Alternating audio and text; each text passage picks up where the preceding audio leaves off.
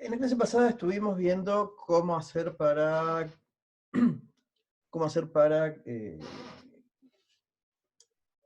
crear el proyecto web, montarlo en el Payara, hacer que el proyecto tenga a ver, que estoy abriendo, que tenga la API correctamente, que pueda exponer algunas funciones. Inventamos un endpoint, bueno, en este caso ahí hay uno.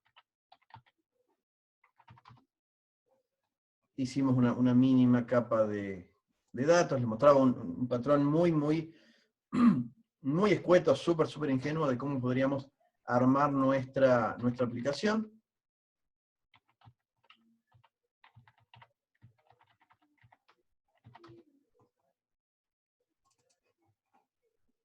Habíamos hecho algún pequeño acceso a la base de datos, y para hacer justamente este acceso, nosotros lo que teníamos era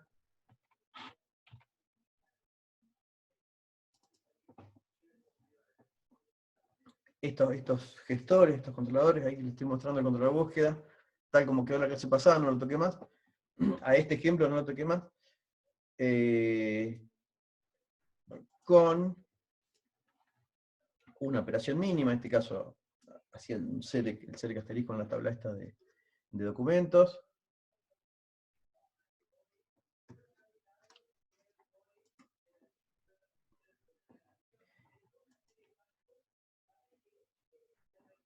Y en este caso, había quedado creado a mano el Entity Manager. Este no es. Bueno, sí. Había quedado creado a mano el Entity Manager. Y luego estuvimos analizando algunas opciones de cómo hacer para crearlo, porque al hacer la inyección,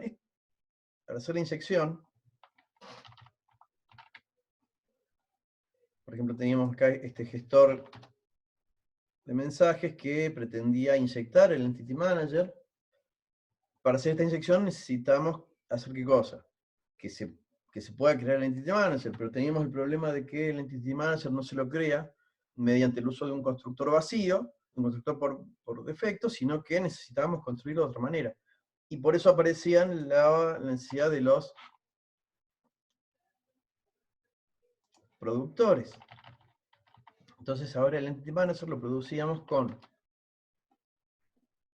este producer que creaba al Entity Manager, pero a su vez este producer requería disponer del Entity Manager Factory. Entonces, a su vez, teníamos un producer para este Entity Manager.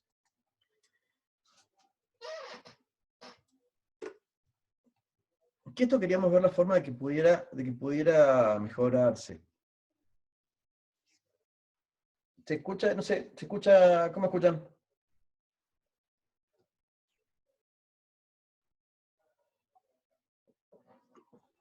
Un poquito cortado, Diego, pero se entiende bien. Ah, bueno. Con cuotas. Sí, de a poquito. Entonces, cuando nosotros hacíamos esto, estábamos accediendo a la Persistent Unit, que está grabada en el Persistent XML, escribiendo los datos de la conexión directamente en la... Esperen que tengo algo que me está consumiendo la conexión, me parece. A ver si ahí mejoramos.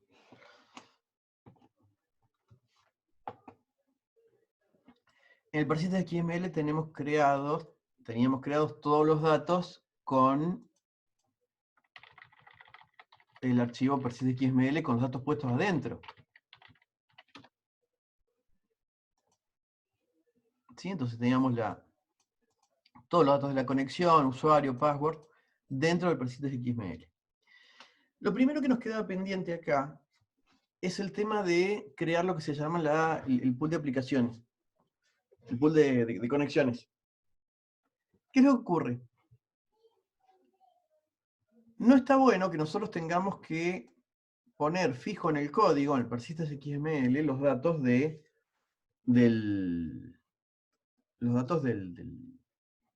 la conexión, porque acá tenemos datos sensibles.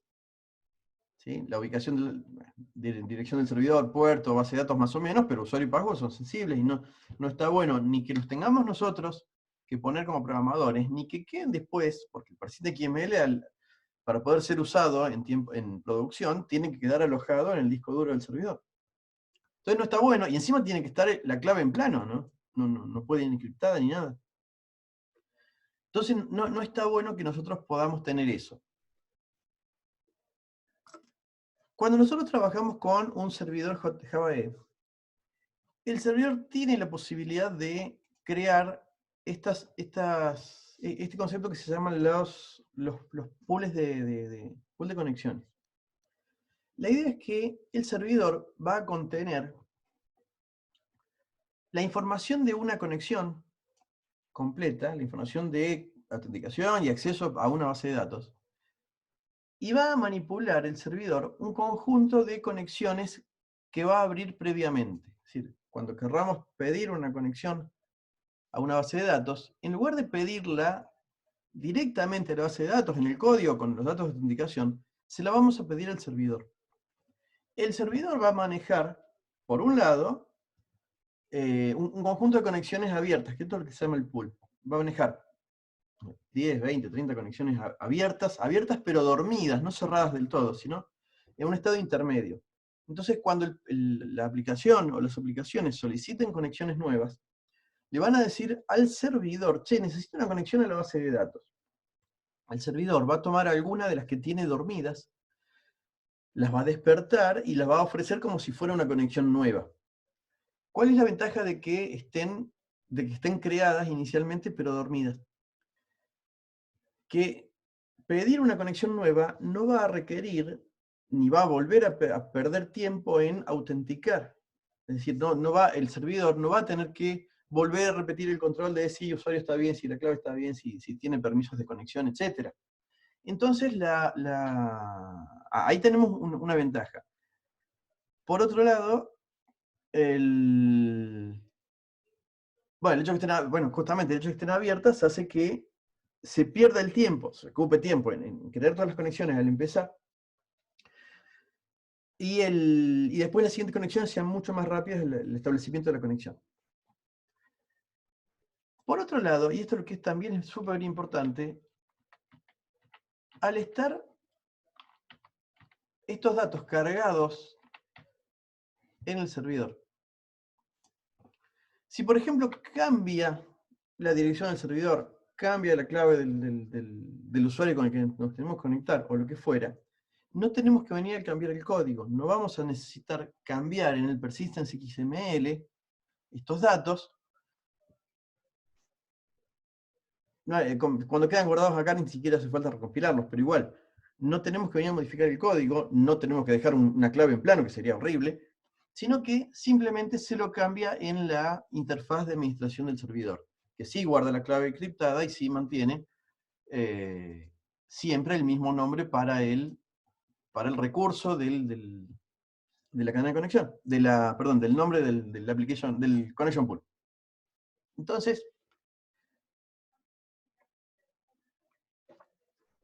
Entonces resulta que, haciendo así, todo lo que involucre seguridad de la base de datos queda delegado ya no en los programadores o en el equipo de programación, sino que queda siempre siendo propiedad de la administración del servidor. Para poder hacer esto, nosotros vamos a necesitar crear el pool de conexiones desde la interfaz del servidor. NetBeans, cuando nos deja inspeccionar al servidor, nos ofrece, como ven acá, la lista de pools de conexiones que el servidor tiene. Nosotros vamos a tener, bueno, acá ven, abren el servidor, recursos, JDBC, y ahí tenemos la lista de pools de conexiones. Trae algunas puestas por defecto como ejemplos, y nosotros podemos ir creando las nuestras a nuestras bases de datos. En el caso de Glassfish, NetBeans nos la permite crear desde acá sin mayor problema. En el caso de Payara parece que la interfaz aparentemente no funciona del todo, así que nos conviene ir directamente de la interfaz propia del servidor. ¿Cómo logramos esto? Una vez que está arrancado el servidor, nosotros vamos a navegar la interfaz de administración.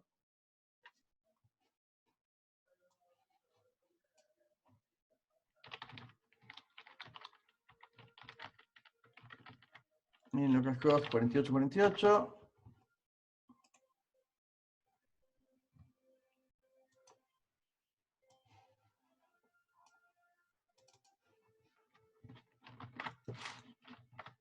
Esta es la interfaz de administración del Payara. Acá se rompe un poco, está enorme la cabecera, pero porque le bajé un poco la resolución, pero al escritorio este que estoy compartiendo, pero se ve bien normalmente. A ver si lo hacemos lugar así. Esta es la administración del servidor. Ustedes ya creo que algo de esto habían visto. Acá podemos ver las aplicaciones que están instaladas. Acá vemos todas las que fuimos programando todos estos días.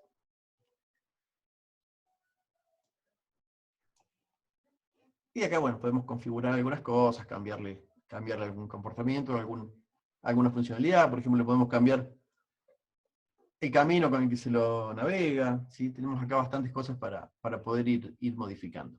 Entre esos tenemos que buscar en esta rama recursos JDBC.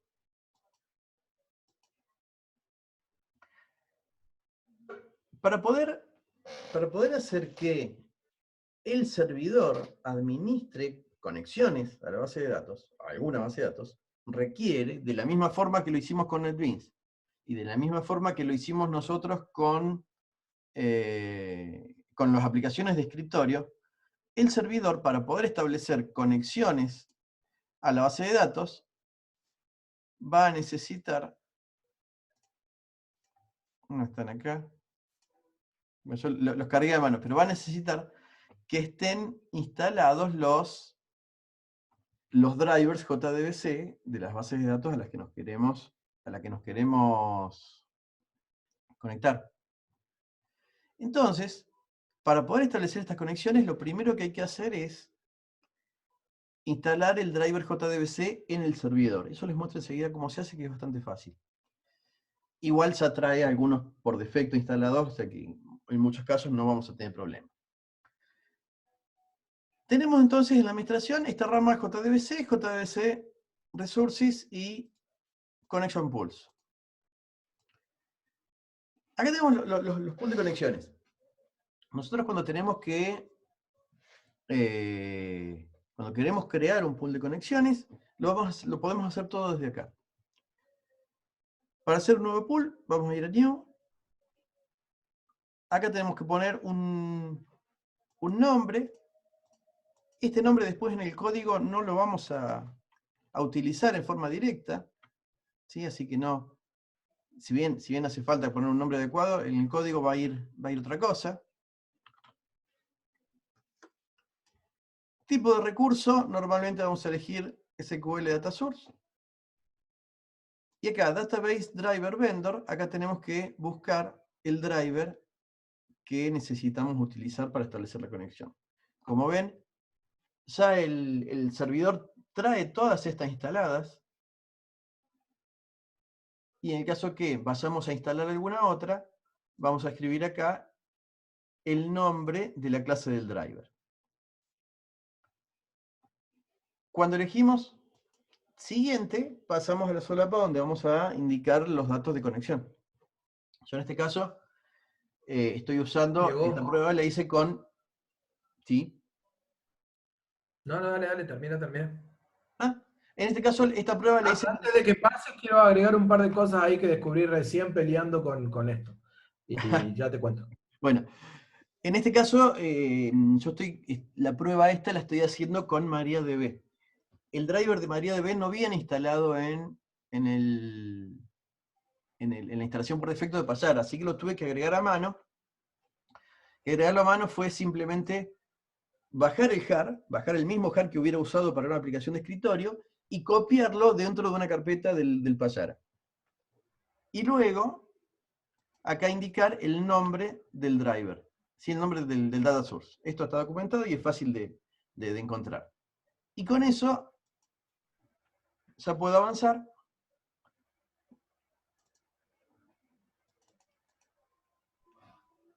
Y acá lo único que vamos a tener que hacer es...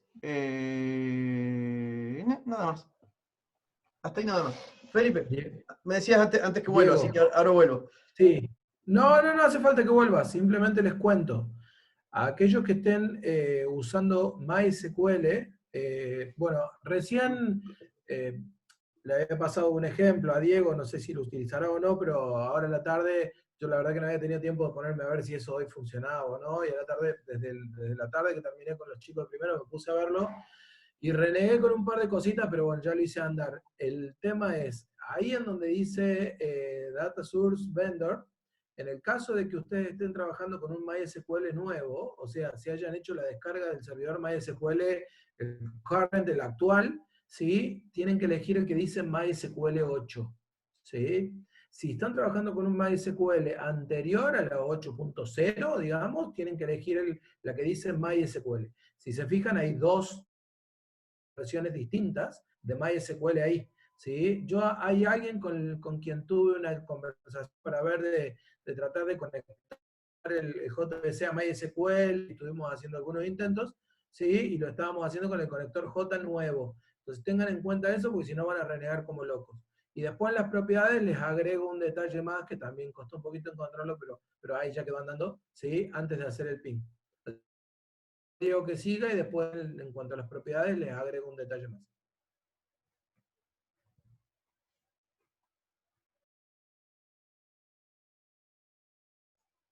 Diego. Perdón, me tuve que levantar. Ya estoy de vuelta. Le estabas hablando de MySQL. ¿Terminaste? Sí, sí, sí. Ah, Sí, sí, perdón, ya, no te escuché en realidad porque tuve que ya levantarme. comenté, ahí les decía a los chicos que después cuando pase a la hojita de propiedades, hay un elemento más que agregar ahí en la hoja de propiedades. Nada más. Ahí, ahí. Acá. No, no, en el paso que sigue, a ver acá abajo, Acá abajo de abajo, todo sí. están las propiedades, está mismo en pantalla. Si lo puedo Sí, achicar un poquito. ahí, pero ahí seguramente le vas a explicar que hay que agregar el usuario, el password y Sí, sí, demás. ahora. Sí. En el caso de que estén trabajando con MySQL 8, hay que agregar una más, que ya te digo, pero Ah, dale, dale, explicamos dale. Perfecto. y después agregamos la otra. Bien. Bueno, entonces, cuando pasamos a la segunda solapa de este pequeño asistente, acá tenemos que indicar solamente el data source, no hay que hacer más nada, no haría falta que elijamos nada acá, ven que incluso está deshabilitado.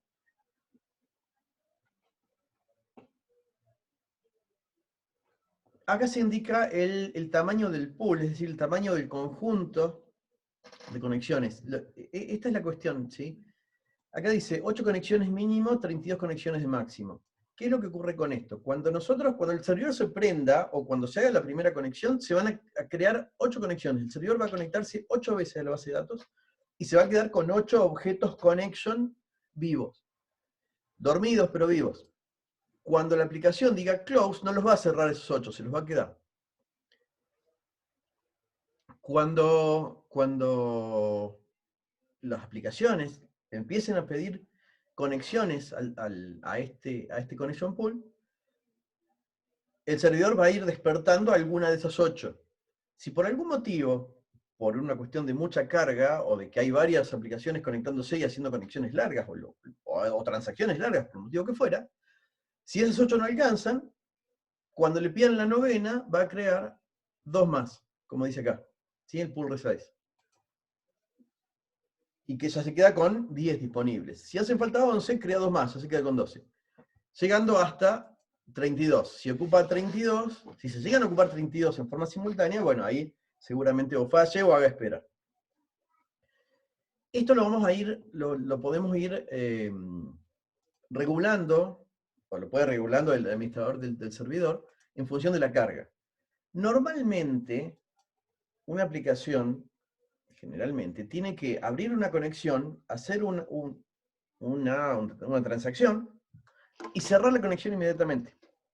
Es decir, las conexiones no tienen que quedar vivas mucho tiempo, esperando, no sé, esperando ingreso del usuario, por ejemplo, o esperando que nos responda a un recurso que está en otra red, ¿sí? Entonces, las conexiones normalmente, es raro que haga falta que estén eh, en forma simultánea muchas conexiones a la vez, ¿sí? O sea, uno ve esto y dice, ¿qué? ¿Puedo tener solo 8 personas navegando al mismo tiempo en mi sitio? No, porque en realidad, durante todo el tiempo que alguien está navegando en el sitio, la mayor cantidad de tiempo se ocupa en interacción con el usuario.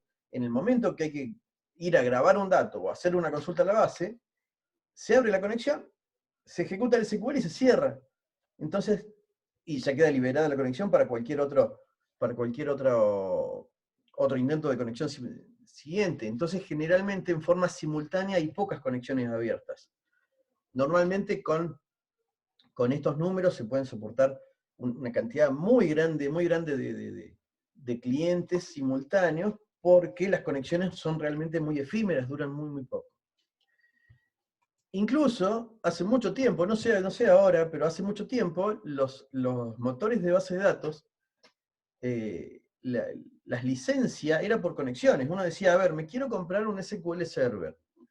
¿Cuánto cuesta? Y te decían, son $10.000 cada conexión. ¿Sí? ¿Por qué? Y pues justamente uno la abre y la cierra y puede tener, con una sola conexión, una o dos conexiones, puede tener una cantidad muy grande de usuarios más o menos simultáneos, que parecen simultáneos, pero en realidad van a ser solo dos conexiones simultáneas a la vez. No sé si hoy siguen manejando ese tipo de licenciamiento los motores de base de datos, pero eso nos muestra que no hace falta decir, abrime 1000 conexiones, porque si abrimos 1000 conexiones a la vez, haciendo un pool size muy grande, vamos a ocupar a lo loco memoria del servidor y vamos a ocupar a lo loco memoria, muy a lo loco, memoria del servidor de base de datos. De los dos lados vamos a estar ocupando recursos en demasía.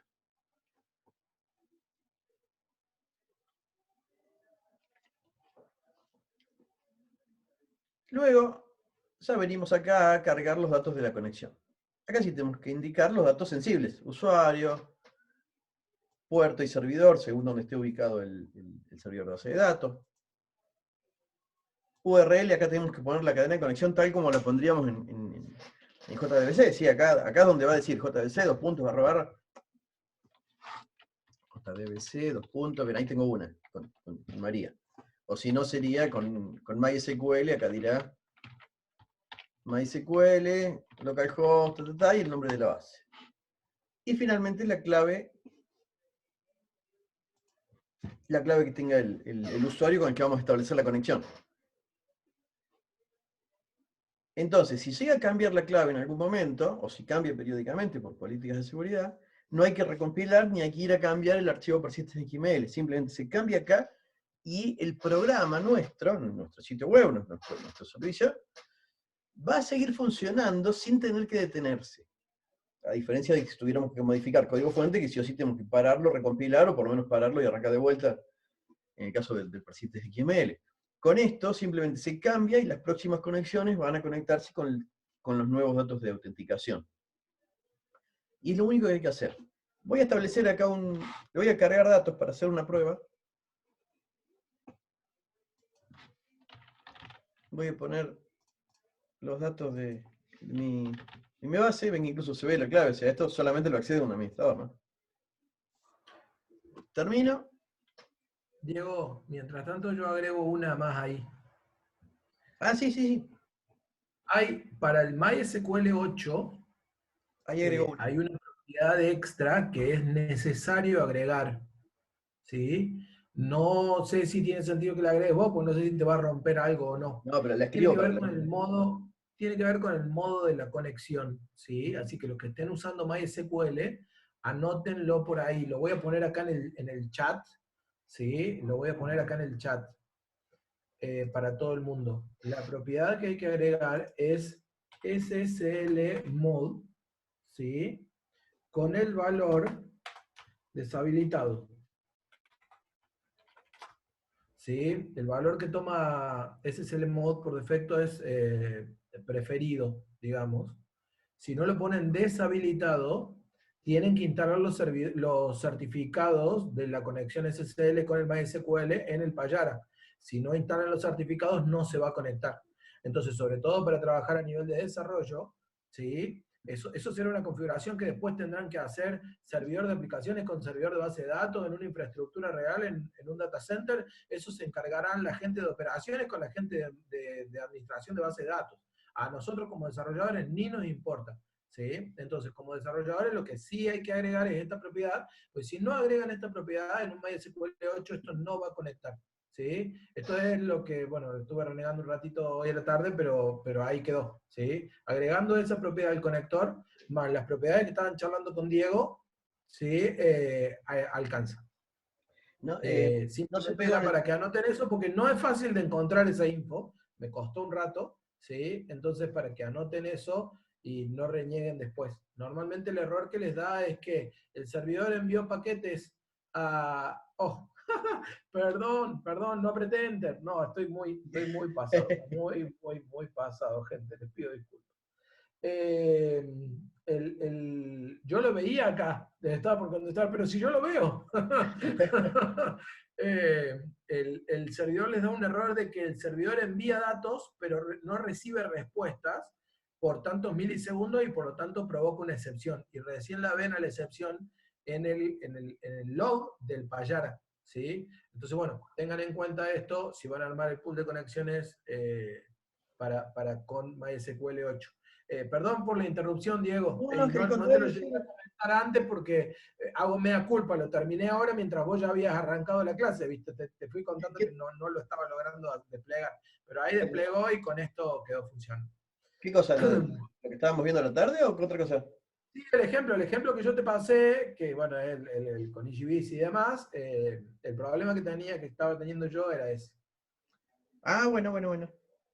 Bueno, me animo a contestar porque estoy hablando yo, no sé a cuál de los profes se lo preguntaste, Tomás. En realidad, el matrimonio SQL Server Java no es el ideal, pero hay un montón de aplicaciones que usan SQL Server como base de datos, porque si es la base de datos que tiene comprada la empresa y contrata una aplicación en Java, termina usando SQL Server. En realidad, el motor de base de datos es independiente del servidor de aplicaciones. O sea que no debería haber ningún inconveniente. Más bien que la mayoría de las cuestiones internas de SQL Server están más preparadas para trabajar con .NET que para trabajar con Java. ¿Sí? Pero no debería haber inconveniente en que vos conectes una aplicación Java a un servidor SQL Server, Tomás. Siempre y cuando no uses autenticación integrada. No, bueno, más Tienes que bien. usar autenticación mixta de SQL Server, ¿no? Ojo, porque capaz que en gestión de datos instalaron SQL Server con la integrada y nunca se dieron cuenta del problema. Entonces, lo escribo en chat. Con SQL Server claro. se puede, mientras no usen autenticación integrada. Eso se cambia, si ya está Pero integrada, tienen que Diego y yo cambiar. algo Felipe, había leído, Diego, que viene un cliente de SQL Server. O sea, ese server tiene ahora un JDBC connector de capa 2, correcto. que como el OSI Client de Oracle que lo permitía, pero bueno, no sé, ahí ya Ah, estoy no sé. hablando en el aire porque la verdad que no tengo la... El Ahí el driver Diego dice, último de server para Windows, si vos te bajas el CAR, para Windows, hay una carpetita que trae un DLL. Con esa DLL, si vos estás corriendo la aplicación Java desde un Windows, obviamente, ¿estamos? Te podés conectar con la autenticación integrada. Gente, aclaro un poquito porque por ahí no sé quiénes están acostumbrados a trabajar, ¿sí? ¿Cuál es la diferencia? Entre user y username. Son redundantes, Mateo, pero aclaro el tema de autenticación integrada, ¿sí? No sé si lo vieron o no lo vieron. ¿Lo vieron? ¿Vieron? ¿Saben la diferencia entre autenticación integrada y autenticación por usuario y contraseña? No. Yo no, al menos. Bueno, en realidad, dentro de... hay alguien que dijo, fíjate el chat. Exactamente, Ignacio, sí. Dentro de infraestructura Windows, ¿sí? La autenticación integrada es usar el mismo usuario de la red para autenticar contra el servidor de base de datos. Es un esquema que agrega una capa de seguridad, porque el usuario y contraseña no se trafica en ningún lado, pero solamente funciona dentro de una infraestructura Windows. La mayoría de las infraestructuras de servidor no son Windows, o un gran porcentaje no es Windows, ¿sí? Entonces tengan en cuenta que tampoco es algo que se utilice tanto en infraestructura Java. Lo más común en infraestructura Java es lo que estamos haciendo, que es dejar la contraseña ahí. También agrego algo ahí al respecto. Puede que parezca, ¿cómo se dice?, poco seguro dejar la contraseña ahí, ¿sí? Pero tengan en cuenta que el archivo de configuración de los servidores queda solo en el servidor de producción, al cual tienen acceso solamente los operadores del data center de esos servidores de producción, ¿sí? Los que tienen acceso a la sala de cofre. Y hay una regla básica en seguridad. Si yo tengo acceso al equipo físico, no hay ningún tipo de seguridad que pueda evitar que yo rompa lo que se me antoje romper. Entonces, el único lugar donde esto queda es en el equipo físico. Y la seguridad en estos entornos pasa por evitar que los que no tengan por qué llegar a los equipos físicos no lleguen a los equipos físicos. Y les aseguro que funciona porque trabajo en entornos con este tipo de infraestructura y no tengo manera de ver las contraseñas de los usuarios de producción, de los usuarios con los que acceden las aplicaciones a la base de datos. ¿Sí? Y sí tengo acceso a los logs, y sí tengo acceso a un montón de otras herramientas de los servidores de producción, y no puedo ver esa parte. Pero bueno, los dejo con Diego, pues ya me estoy metiendo demasiado y ya no me está gustando la cosa. Así que los dejo con Diego, pero es linda esta parte.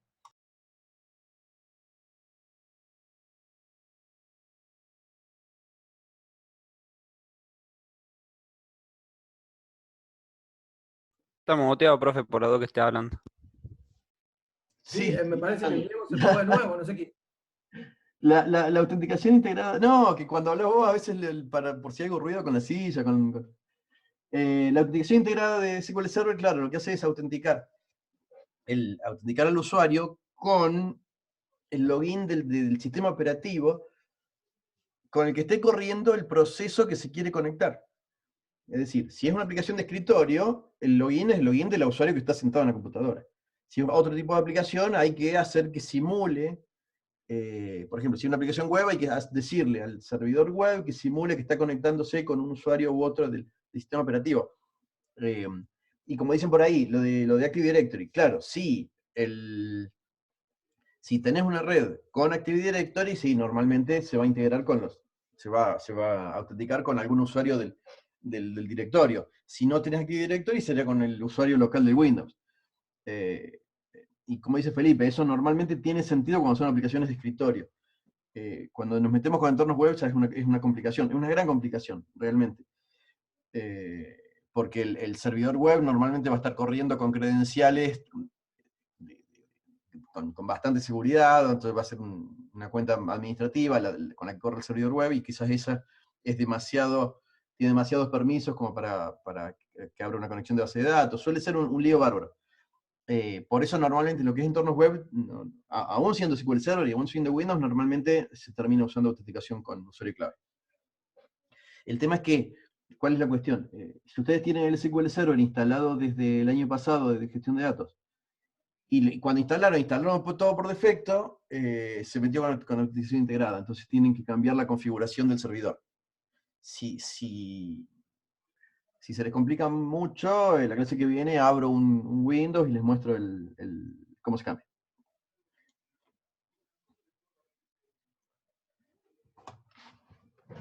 Y los que usan Postgres, no tengo instalado Postgres, el Diego tiene instalado Postgres en su máquina, les puedo mostrar. Tomás, claro, exactamente, creás otro usuario o le das o habilitás el SA y listo. ¿Sí? Pero claro, si tenés habilitado otro usuario es porque tenés la autenticación mixta, es decir, vale, ahí está, sí, si habilitaste el SA, ya está.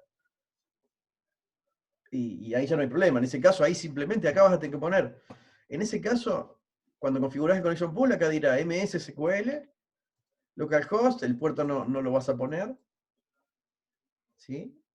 Y acá pondrás el nombre de la base de datos, y acá pondrás usuario SA. Y listo. El TP se presenta así. El TP lo van a presentar ustedes desde computadoras de ustedes, ¿sí? Justamente para que puedan elegir base de datos y arquitectura, y pueden armar como quieran la cosa, tienen que ser computadoras de ustedes. Si tenemos aulas disponibles al fin del cuatrimestre, van con una notebook y listo. Si no tenemos aula, bueno, ahí veremos si lo hacemos por videoconferencia o algún mecanismo así, pero sí o sí, el TP se presenta con las computadoras de ustedes. Nos mandan el código con tiempo para que lo leamos, ¿sí? No lo vamos a poder correr el código de ustedes porque tendríamos que instalar toda la arquitectura completa que ustedes tengan. El mismo motor de base de datos con la misma versión exactamente, el mismo usuario, misma clave, sería un lío. Pero sí, nos mandan el código con tiempo para que lo leamos y después ustedes nos muestran el buscador andando. Y nos explican el código.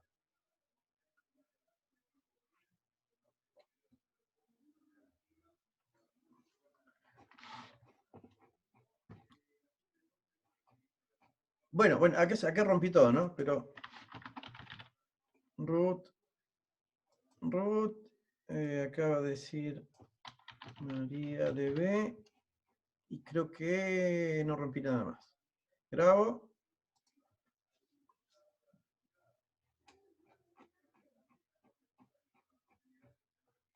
Bueno, pasa que, vean, me dice un error de que tengo el mismo, de que está repetido el nombre del connection pool. Le voy a poner, no sé, 3 porque estoy haciendo pruebas hoy. Finish. Y acá ya tenemos el connection pool. Si volvemos acá, nos va a aparecer este botón ping. Este botón es importantísimo porque prueba la conexión. Tenemos que hacer ping, hacer clic ahí, y ahí nos dice ping succeeded. Si nos dice esto porque está bien todo. Está bien el driver, está prendido el servidor y están bien los datos de autenticación. Si hubiéramos puesto algún error, si hubiera quedado algo mal, bueno, ahí nos va a decir por qué motivo no se conecta. A ver qué puedo romper acá. Fácil.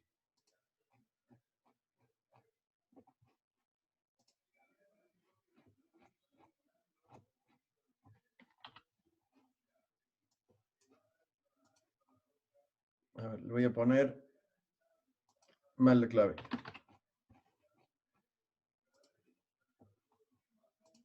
Entonces ahora cuando haga ping, ahí me tira el error y me dice que por qué no se conectó. En este caso dice, bueno, acceso denegado. Acá no hay mucho que discutir. Eso es, o está mal el usuario o está mal la clave. Pero ese mensaje, este mensaje que vemos desde acá, ahí desde los dos puntos, ese mensaje lo da el servidor de base de datos, perdón. Ese mensaje es el error tal como vino desde la base de datos. Entonces cuando nos da eso, bueno, ahí hay que empezar a ver por qué es que no se conectó. Yo tengo acá uno que sí anda. ¿Alguno de estos dos anda? Este no. Y este sí. Una vez que tenemos el connection pool, nosotros vamos a crear, a ponerle un nombre al connection pool, un nombre al connection pool, con una sintaxis particular que tiene Java EE para administrar esto. El tema es así, todos los recursos que el servidor ofrezca, que algunos son JDBC y otros son de otras cosas, como acá es Kernel y algunas otras cosas más, todos tienen que tener un nombre que sigue una sintaxis especial. Nosotros vamos a tener que darle nombre a este connection pool, darle un nombre de recurso. Y este nombre de recurso, es el nombre que nosotros vamos a usar en nuestro programa. Entonces nosotros vamos a decir, quiero utilizar el connection pool cuyo nombre es tal, y el nombre es este nombre llamado JNDI. JNDI es interfaz de nombrado de recursos de Java. Entonces, luego de crear el connection pool, luego de hacerle ping y ver qué anda, vamos a ir acá a JDBC Resources y crear uno nuevo. Vamos a poner el nombre, acá le voy a poner mensajes 3, le voy a poner para copiar el otro, y elijo el connection pool que corresponda. En este caso el 3. Este es el que dejé roto, así que después lo vamos a corregir. Y ok. Ok, se graba. Y eso es todo lo que hay que hacer. Lo único que tenemos que hacer ahora es memorizar este nombre. Este nombre es el que vamos a tener que usar desde nuestro código fuente.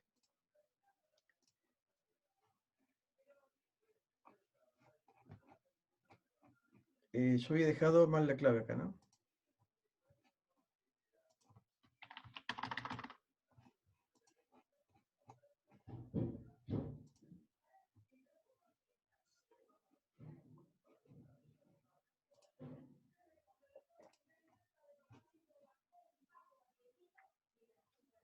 Una vez que nosotros generamos el connection pool y el resource, el JDS resource, ya podemos volver a programar. ¿Qué es lo que va a ocurrir acá? Cuando nosotros tengamos que hacer una conexión a un connection pool que está en el servidor, desaparece la necesidad de poner todos los datos de autenticación acá en el persistence XML. Lo único que vamos a tener que indicar acá es así.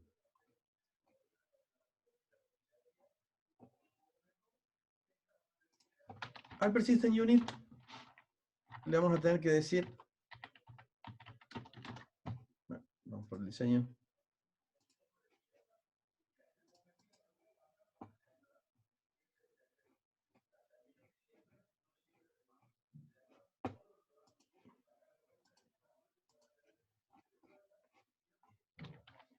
acá tenemos que decirle algo de JTA, que eso sí los busco. Todo esto va a desaparecer. Y lo único que tenemos que poner acá es JTA data source. Y miren cómo NetBeans ahí nomás nos trae la lista de todos los nombres JDNI. ¿Sí? Nos trae la lista de recursos. En este caso, mensajes y mensajes 3, que son los que tenía creados. ¿Sí? Únicamente desde acá. Fíjense como ni siquiera tuve que grabar, ni recompilar, ni abrir el NetBeans, ni nada. Solamente con indicar JTA Data Source, el NetBeans nos busca todos los que tenga disponibles el servidor. Cerramos ahí y todo esto desaparece. Hay que indicar que recién así no se los pongo de memoria, que lo voy a poner mal.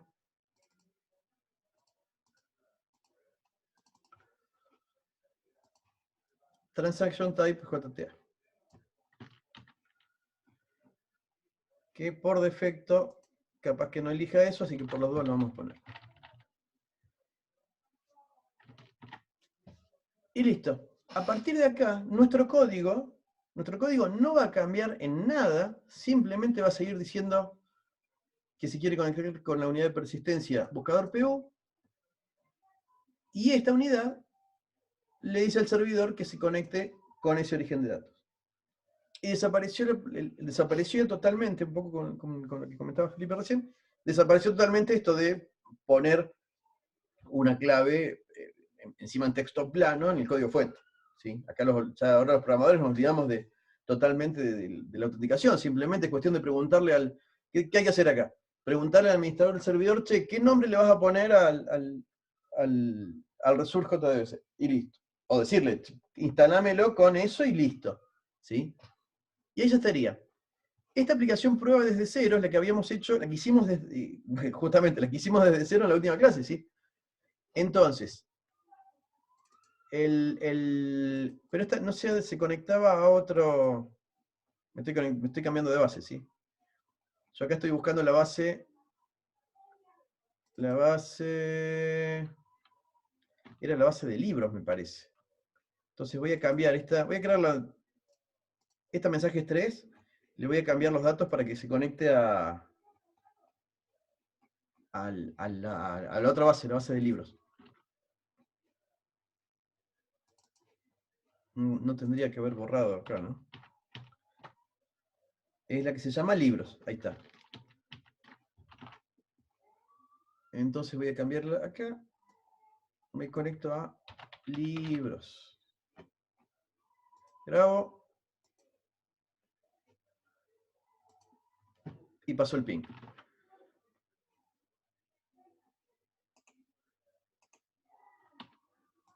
Vamos a correr esto.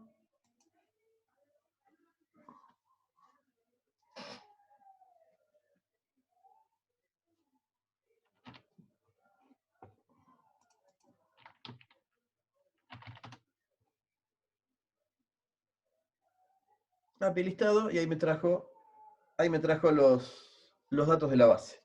Vamos a ver si es cierto que está usando el connection pool. Voy a cambiar este connection pool, lo voy a romper. No, acá.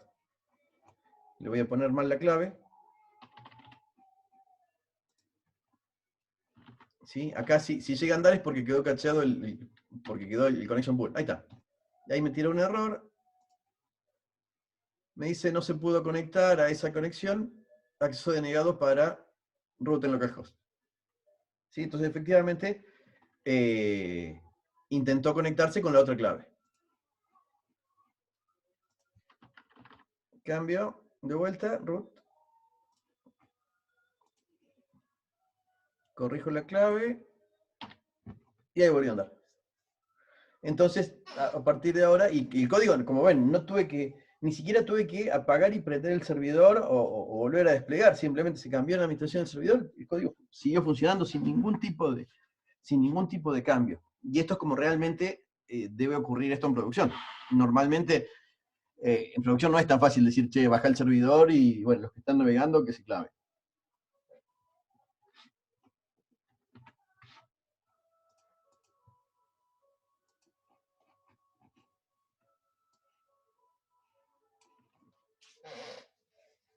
Bueno, gente, ¿dudas hasta acá?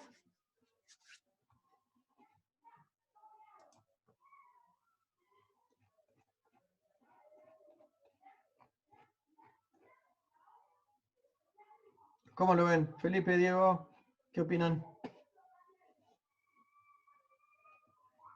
Impecable hasta ahora, Diego. No sé los chicos cómo lo habrán visto. ¿Con el GlassFish se hace todo ese procedimiento? Sí, con el GlassFish se hace lo mismo. Teóricamente con GlassFish debería poder hacerse desde acá. A ver si lo tengo. Lo arranco y lo vemos. Ah, no. A ver, para. Paro el Payara y arranco GlassFish. Teóricamente con GlassFish se puede crear desde acá mismo el application pool, el connection pool.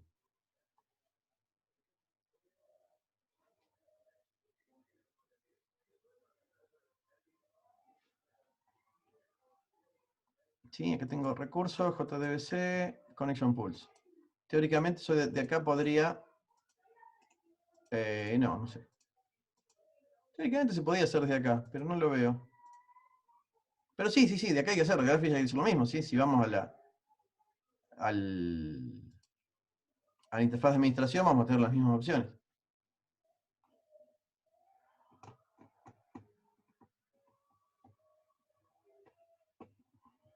Sí, acá tenemos JDBC, Connection Pools. Y acá vamos creando uno nuevo. Y básicamente es muy similar lo que hay que hacer, ¿no? No se olviden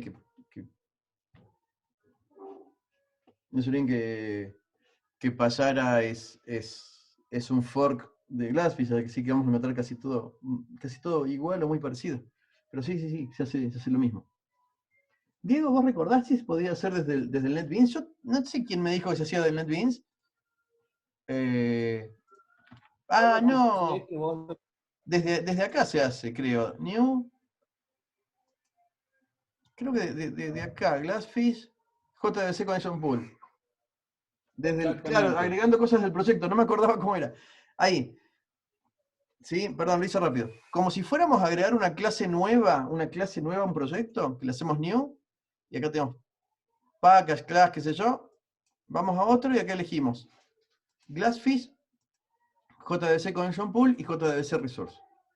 Y acá tenemos cuadros de diálogo para indicar todo, ¿no? O sea, acá elijo una conexión que ya tenga cargada o creo una. ¿Sí? Por ejemplo, me voy a conectar, le voy a poner... A ver, ahí en MySQL. ¿No hay otra? No. No, parece que no.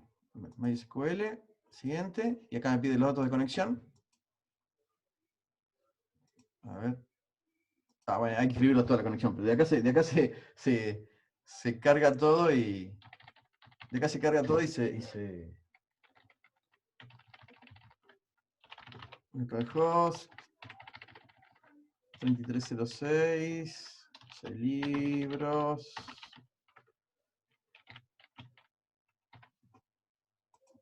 User root.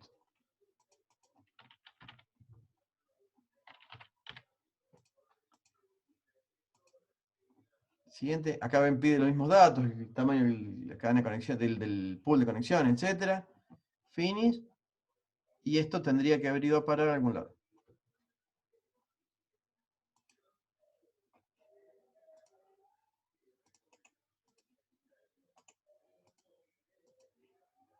Ah, no, esto iba, ¿dónde iba esto? Acá. ¿Sí? Queda en este archivo y cuando hagamos el deploy se va a ejecutar. Si yo cambio el servidor acá, le digo que lo despliegue en el Glassfish, ahí sí lo debería ejecutar y crear O porque no lo he usado nunca, pero no estoy tan seguro de que lo traslade al Glassfish, ¿me explicó? Creo que le dice al Glassfish con qué elementos operar, pero no es que lo deje preseteado y grabado y persistente en el Glassfish, ¿me explicó? Ah, está bien. No, bueno, yo entendía que sí, pero no, yo lo usé siempre desde la otra. Hablé.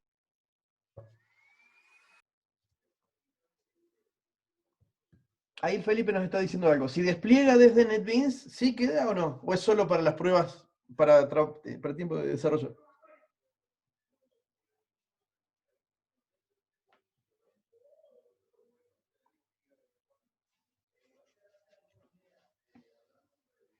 Ah, bien, bien.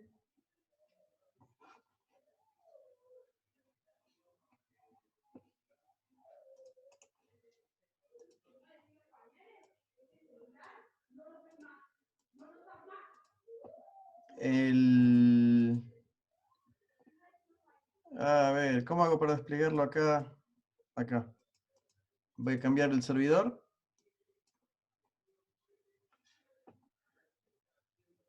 Ahí está, ahí está. ¿Le están leyendo el chat, chicos? Están leyendo lo que dice Felipe. Sirve, lo graba en el Glassfish, pero después para hacer el despliegue, sí hay que crearlo, claro. A ver, voy a hacer el despliegue acá.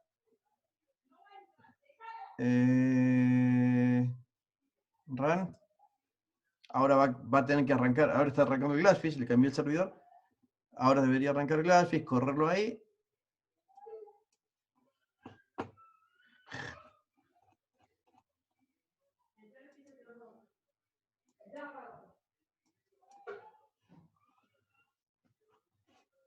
Bueno, ahí arrancó, ahí se desplegó en el Glassfish. Si vemos acá, Connection Pulse. A ver, habrá que refrescar seguramente. A ver si refresca y si no lo corremos. Ah, no, claro, no va a andar porque no creé no va a andar porque no creé el nombre del recurso. Falta también crear el nombre del recurso. Entonces, acá. New, de vuelta. Glassfish, Resource. Y Existing no me los trae.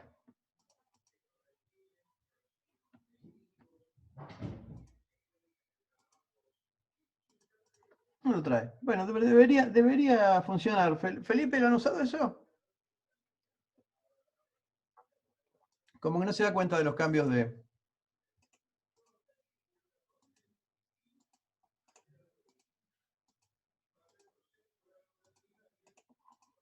No, no creo, che. Puede que haya... Sí, puede que haya algún bug en la versión nueva de NetBeans. Por esto antes andaba.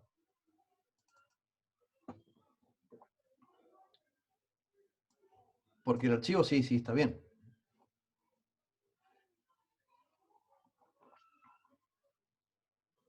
Puede ser, claro, puede ser que en esta versión de NetBeans no esté funcionando. Pero igual, como dice Felipe, cuando lo llevan a producción lo tienen que crear desde la interfaz de administración del servidor, de todas formas, ¿sí? Deberían dar, habría que hacer alguna prueba más, pero deberían dar. ¿Cómo es, Felipe? Ya podés hablar. Ahora sí, ahí te estoy buscando el tag y estoy tratando de reportar el bug del maldito Zoom para Linux, que cuando pones la A con acento, creo que es, y la E con acento, se revienta. ¿En Y dónde? se cierra. En el chat. Cuando en el chat de Zoom escribís la A con acento, o no sé si con el teclado mío en inglés, o con cualquier teclado, o la E con acento, no, mira, y acá la escribís con acento. Bueno, no sé. ¿Hay alguna Por eso, combinación? yo estaba por escribir. Primero empiezo pensando cuáles son las palabras sin acento. Y después me olvido y las escribo. Y por ahí me doy cuenta que escribí la letra sin acento o con acento y reventó. Debe ser alguna combinación entonces de la letra acentuada más una letra o algo por el estilo que me cierra el Zoom. La historia es que sí, habíamos visto este bug en el NetBeans de Apache, pero creo que lo haces en el archivo, te estaba buscando el archivo de configuración del ejemplo. Creo que si lo haces en el archivo directamente, sí, ahí los encuentran. Si lo haces en el archivo de configuración. Y hoy lo probé con el Payara y también funciona, pero para que funcione con el Payara tiene que estar completamente bien armado con todas las propiedades específicas que estuvimos charlando antes. Lo más fácil es armarlo directamente en la consola del servidor y listo. Sí, esa es la más sencilla. Pero bueno, listo, no te molesto más. Siga más. No. Perdón. Ahí si encuentro el tag lo agrego, ahí en el chat. Bueno, gente, ahí quedaría entonces lo de pool de aplicaciones, ¿sí? El pool de conexiones, ¿sí? Hacemos un cortecito, cortito nomás, 10 minutos, y seguimos después con, les voy a mostrar una implementación del patrón DAO, como para cosas un poquito más grandes, o pensando en usar JPA de una manera un poquitito más profesional que el ejemplito que les di el otro día, que era muy, muy básico, y así vemos cómo lo podríamos aplicar para el proyecto del buscador, ¿sí? Pero cortamos un ratito cortito y descansamos un cachito y nos ponemos a ver eso.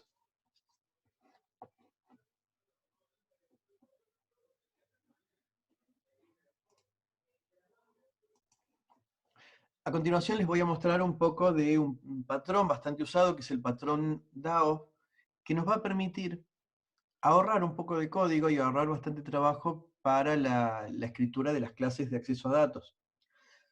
Ocurre que, ustedes ya lo saben, pues lo han visto en el año pasado, gestión de datos, cuando uno empieza a hacer una base de datos no tiene una tabla o dos, tiene docenas de tablas o hasta centenas de tablas muy rápidamente. Entonces, todo el código que requiera operaciones repetitivas sobre las tablas requiere alguna estrategia de no andar volviéndonos locos copiando y pegando. Imagínense que si tengo 100 tablas, y bueno, voy a necesitar mínimo 100 veces hacer un select asterisco en las tablas, porque esas tablas están para algo y seguramente en el software las voy a tener que usar. Y así como tengo que hacer los select asteriscos, de las 100 tablas, capaz que a 90 le voy a tener que hacer insert, o updates, o delete. Además que voy a tener que hacer seguramente select para obtener una fila por clave, o select para hacer select asterisco, o uno o varios selects diferentes para hacer consultas filtradas. Entonces, para cualquier tipo de programa, si yo tengo un conjunto de tablas, mínimo voy a tener que tener, casi seguro, 5 o 6 consultas por cada tabla. Entonces, si bien es muy fácil establecer una conexión, ejecutar una consulta y obtener los datos de consulta, es fácil. Es bastante código. Ustedes recuerdan con JDBC que tenemos que hacer los 5 pasos. Por cada consulta que haga falta, hay que hacer los 5 pasos que hagan. Establecer la conexión, cargar la clase, toda esa historia. Entonces, si nosotros tenemos que hacer eso multiplicado por las 500 o 1000 consultas que va a hacer falta en un sistema medianito, vamos a estar escribiendo código a lo loco, solo para hacer el acceso a base de datos. Y eso de escribir a lo loco no es tan fácil, porque no es copiar y pegar libremente, es copiar y pegar y cambiar las consultas, y las consultas tienen distintos datos y tienen distintos retornos. Entonces, es necesario algún mecanismo para ir ahorrando ese código. Insisto, no para para escribir menos código, sino para evitar errores sobre códigos muy largos donde va a haber que meter muchas manos después. Incluso si lo hacemos con JPA, hay mucho código que se va a repetir. Recordemos acá alguna cosita de JPA. Si yo quiero hacer un select asterisco, y bueno, necesito sí o sí obtener el Entity Manager de algún lado, en este caso lo inyecté, pero lo tengo que obtener de alguna manera, ejecutar la sentencia, lo que volvió, retornarlo, eventualmente acá puede hacer falta procesarlo de alguna manera. Si quiero agregar, bueno, tengo que agregar la transacción, hacer el persist, pero esto en realidad no está bien hecho, porque acaso debería estar manipulando las posibles excepciones que ocurran. ¿Sí? Un agregar, este método agregar que ejecuta un persist, ¿qué hace en la base de datos? Insert. Y el insert puede fallar por cuestiones de integridad referencial, de integridad de entidad, si es que pasé mal la clave primaria, si pasé la clave primaria duplicada por el motivo que sea, va a fallar. O check constraints o lo que sea, entonces acá tengo que manipular excepciones, que acá lo estoy pasando de largo, pero hay que manipularlas. Entonces, no es tan trivial como estoy mostrando acá. Queriendo hacer las cosas bien, esto sería un poco más largo. Que no es súper difícil, pero un poco más largo. Insisto sobre esto, multiplicado por 100 tablas, y es larguísimo. Entonces, un planteo que se hace es el del patrón DAO. Acá les agregué, este es el proyecto que les mostré al principio de la clase pasada, que tiene este gestor y hace algunas operaciones sobre esta tabla de mensajes de alguna base de datos. El patrón DAO plantea que en vez de tener estas clases gestor, tengamos unas parecidas con otro nombre, no importa, pero que de alguna manera estas clases, imagínense si tengo 100 tablas, voy a tener 100 de estas clases gestores. Entonces lo que plantea el patrón DAO es heredar, hacer mediante herencia, hacer reutilización a través de herencia, y que todos los métodos que sean siempre iguales o muy parecidos en todas las tablas queden en una clase base. Y que estas clases contengan exclusivamente las variantes. ¿Qué son las variantes? Y bueno, hacer un insert más complejo, con algunos cálculos en el medio. O hacer los select con distintos tipos de filtros, que filtren por algunas columnas una vez u otras columnas otra vez. Entonces hacer 2 métodos o 3 métodos para esas búsquedas especiales. Acá les voy a mostrar una implementación del patrón. Ya van a ver enseguida, va a decir @autora, van a ver quién lo hizo. Pero van a ver una implementación del patrón DAO que trata de ser bastante flexible, que no requiera escribir mucho código, ¿sí? Que si aparecen tablas nuevas, el trabajo sea bastante reducido. Van a ver que es muy interesante la forma en que lo hace. Y que si hay que hacer cambios, también sea muy localizado y sea fácil. Es decir, si hay que hacer cambios, sepamos bien dónde hay que hacer los cambios y que no sea mucho lío meter esos cambios.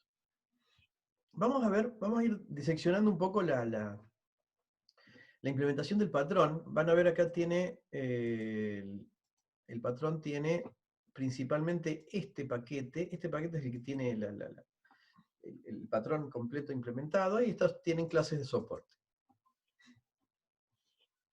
Acá la clase principal va a ser esta. Tenemos que ir viéndolo desde acá.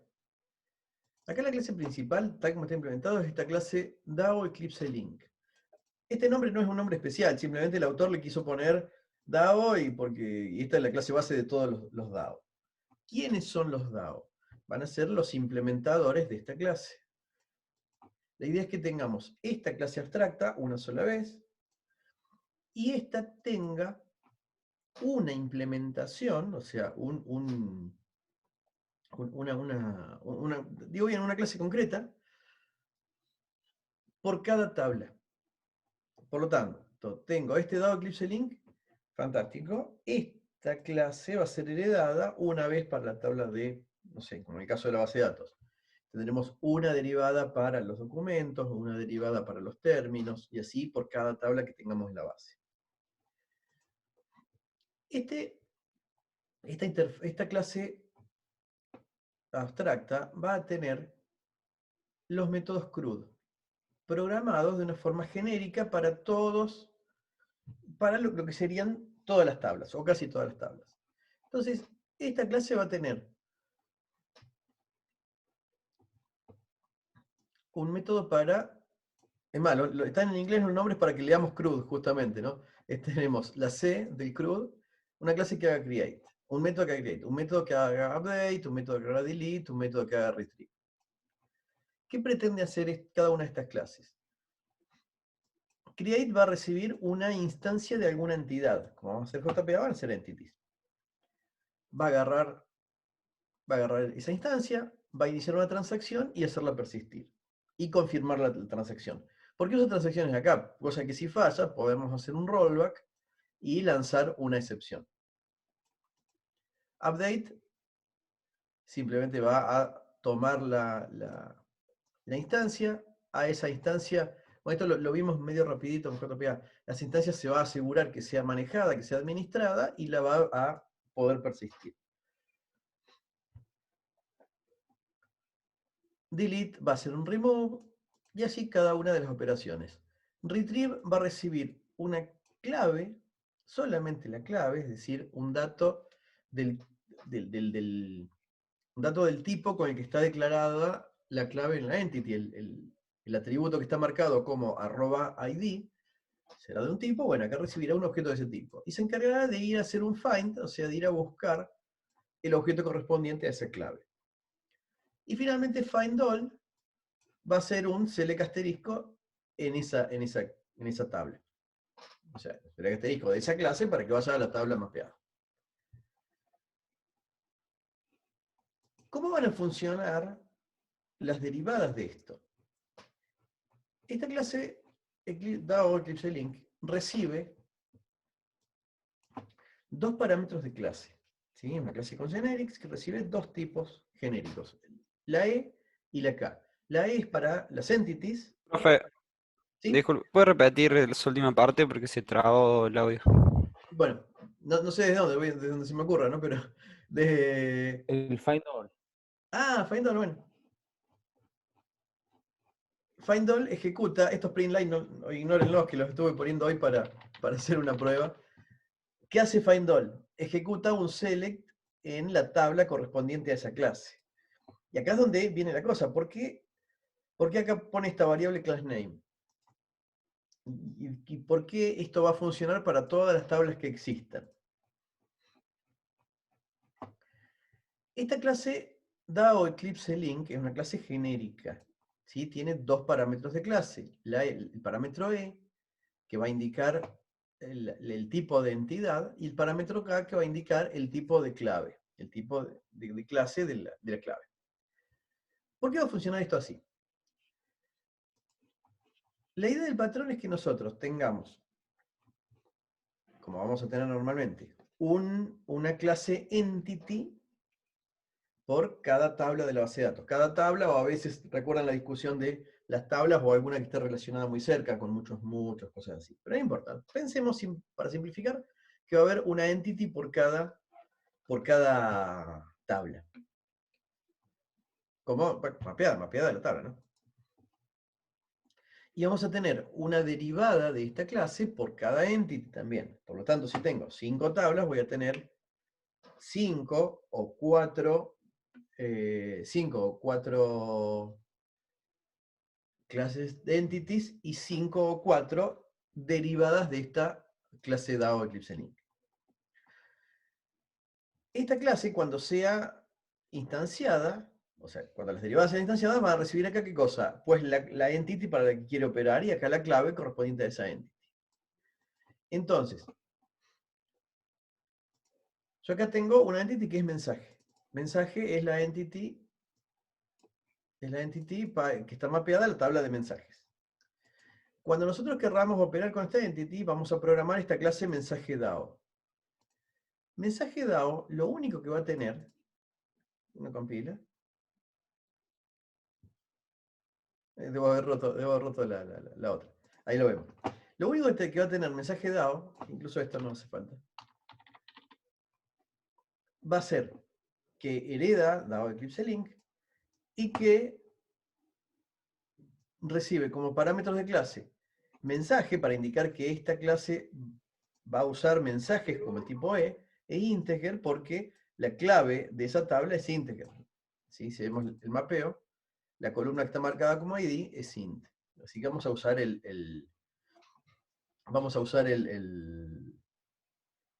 la clase de envoltorio. Diego. Sí, te estoy viendo en el chat. Listo. Ya lo dijo en voz alta. Haciendo pruebas hoy lo rompí a la clase base, por eso tira un error. Pero ahí me avisó el Felipe qué es lo que había roto. Justo acá estaba metiendo un cambio y por eso dejaba de compilar. El asunto es que entonces, esta clase cuando sea implementada, las clases que derivan no van a ser genéricas y van a indicar los parámetros de clase concretos. Van a decir, bueno, esta clase mensaje DAO opera con mensajes e integer. Por lo tanto, esta acá va a recibir, en este ejemplo, la E va a ser mensaje, supongamos, y la K va a ser integer. Entonces, el método create va a recibir un mensaje por parámetro y va a devolver otro mensaje. En realidad, ¿qué hace? ¿Por qué hace falta esto? Para el caso de las tablas con clave autonumérica, clave autogenerada. Entonces, en el caso de las autogeneradas, el create recibe la instancia con la clave vacía, el persist asigna la clave, entonces retornamos el objeto con la clave asignada. Update ya no tiene ese problema, por eso tanto update es void. Simplemente update recibe el objeto que tiene que guardar, que va a ser, en este caso, en el ejemplo, la E va a ser un mensaje, recibe un mensaje y simplemente va y opera con ese mensaje.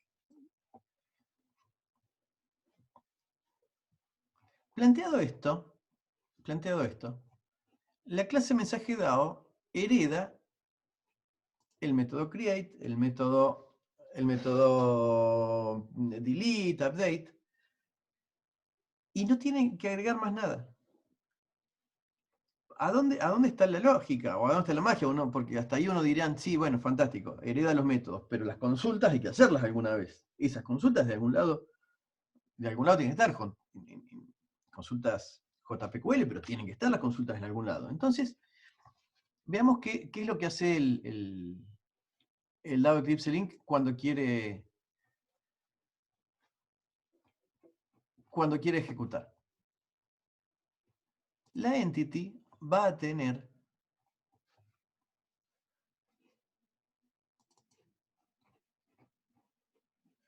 esperen que me perdí la clase acá. Para las operaciones de create, update y delete no necesita hacer JPQL porque los métodos del Entity Manager son suficientes. Persist se va a terminar traduciendo al insert correspondiente en la tabla, update se va a terminar convirtiendo a un update en la base de datos, etc. El problema son las consultas, porque cuando vamos a querer consultar, ¿sí? Por ejemplo, este método findAll tiene que ejecutar un JPQL. Este método findByFilter tiene que ejecutar algún JPQL. Miren lo que hace, lo que hace esta idea. La entity va a proveer un conjunto de consultas nombradas, unas named queries,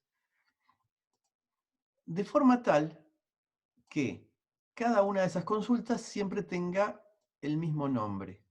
Es decir, esta entity tiene, como ven, una consulta nombrada llamada findAll. Tiene una consulta nombrada llamada findById, tiene una llamada findByFilter. Y el nombre de esta consulta nombrada siempre va a ser el nombre de la clase, exactamente el nombre de la clase, y el nombre de la consulta, que las vamos a hacer que sean siempre igual. ¿Por qué hacemos que siempre sean siempre igual? Esta consulta nombrada se llamó mensaje findByFilter. Entonces, la clase base,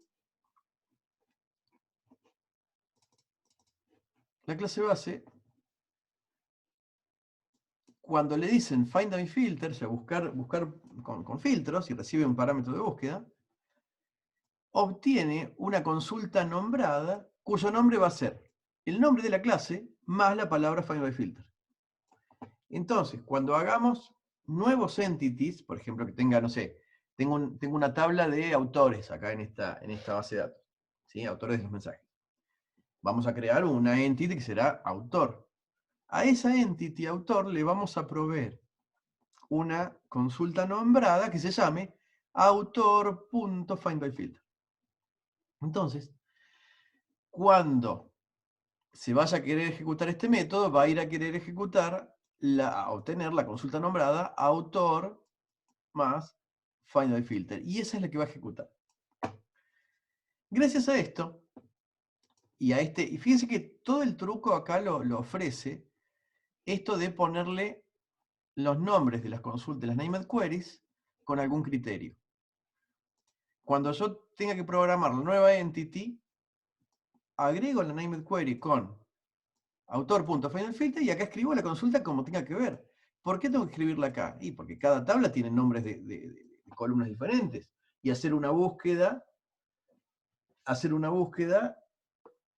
requerirá seguramente filtrar o con like o con iguales en algunos casos en distintas columnas. Entonces, sí, cada tabla va a tener un word diferente, un select, un word diferente por cada una de ellas. Pero haciendo que la consulta que busca tenga siempre el mismo nombre, la ejecución de esta consulta puede ir a parar a la clase base de los DAOs. Y con eso se acabó la discusión. Incluso acá hay una cuestión, esta clase de Eclipse Link,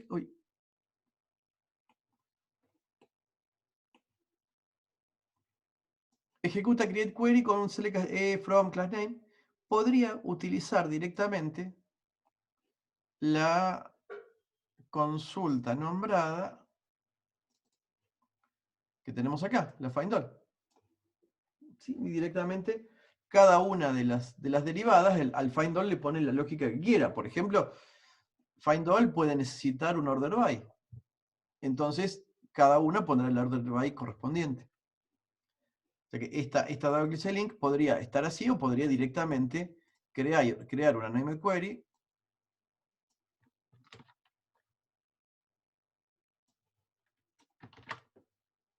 y que cause find all. Y ahí sí, cada tabla es responsable de, o sea, cada entidad es responsable de elegir el order by o lo que haga falta para la consulta nombrada find all.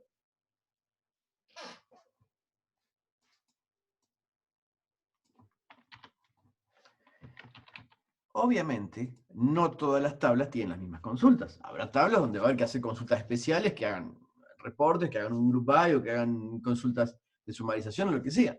Para las que sean especiales para una tabla en particular o no, ahí sí agregamos tantos métodos como nos hagan falta en la clase concreta del DAO. Por lo tanto, acá por ejemplo tiene dice, mensaje DAO va a tener una consulta que será find by autor. Cosa de filtrar todos los mensajes de un autor en particular. Esta consulta, bueno, sí, tendrá que hacer un join, tendrá que ir a buscar en la otra tabla los autores, lo que fuera. ¿Sí? Como esta consulta sí es específica de esta tabla, y es especial y no tiene sentido en ninguna otra tabla, por eso agregamos este método retrieve, este nuevo método retrieve, en la clase concreta. Pero las operaciones CRUD van a quedar programadas una única vez en la clase base, y lo único que vamos a necesitar a medida que la base de datos crezca es solamente agregar las consultas con nombre en las entities y crear la clase concreta, en muchos casos vacía. ¿Por qué nos va a hacer falta esta clase concreta? Porque en algún momento necesitamos indicarle a la clase genérica el tipo de datos con el que queremos trabajar. O sea que puede ocurrir en muchos casos que estas clases queden vacías, ¿sí? Que hagan falta solamente porque esta es abstracta y tenemos que concretizarla con los parámetros de clase.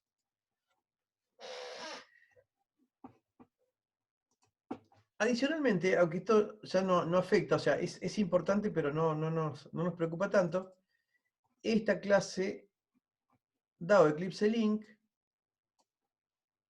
implementa una interfaz DAO. Esta interfaz DAO es la que tiene efectivamente los métodos CRUD.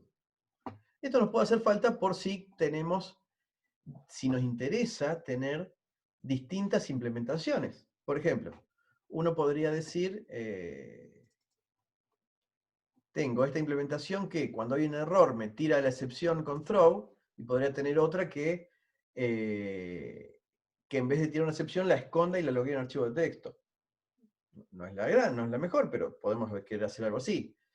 O, dependiendo de la configuración del servidor, según cómo hagamos el servidor, eso es algo que aún no lo vamos a ver, pero dependiendo cómo nos configuremos con el servidor, podemos delegar en el servidor el manejo de transacciones. Nosotros podemos decir, cuando establecemos acá en el preset XML, yo acá le puse tipo de transacciones JTA.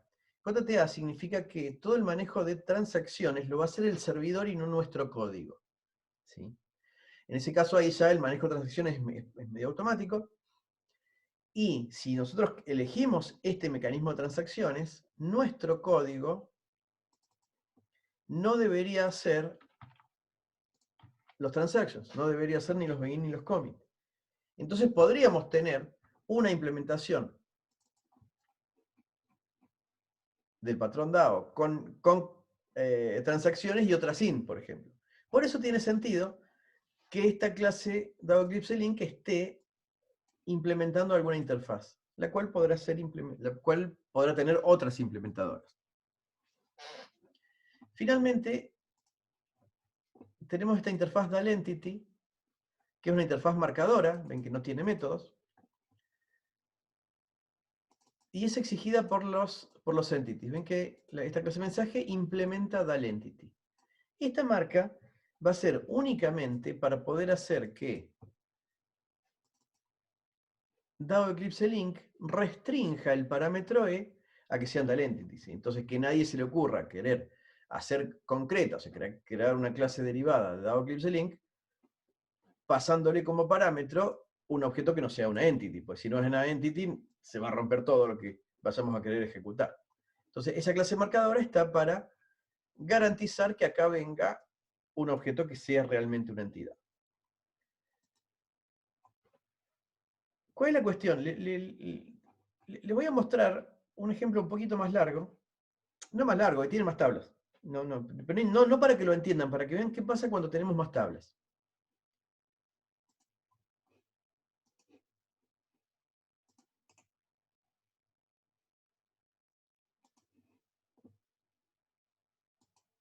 Acá en este ejemplo, no compila porque también rompía este ejemplo, pero tenemos 5 tablas. Por lo tanto, nos hacen falta 5 entities. ¿Qué hace este ejemplo? Implementa 5 veces la tabla, la clase base. Y fíjense que algunas no tienen nada. ¿Por qué esta clase no tiene ningún método? Porque los que heredó son los que le alcanzan. El create, el delete, el update, el retrieve, el get by one, el get by ID, el get by filter, y ya está.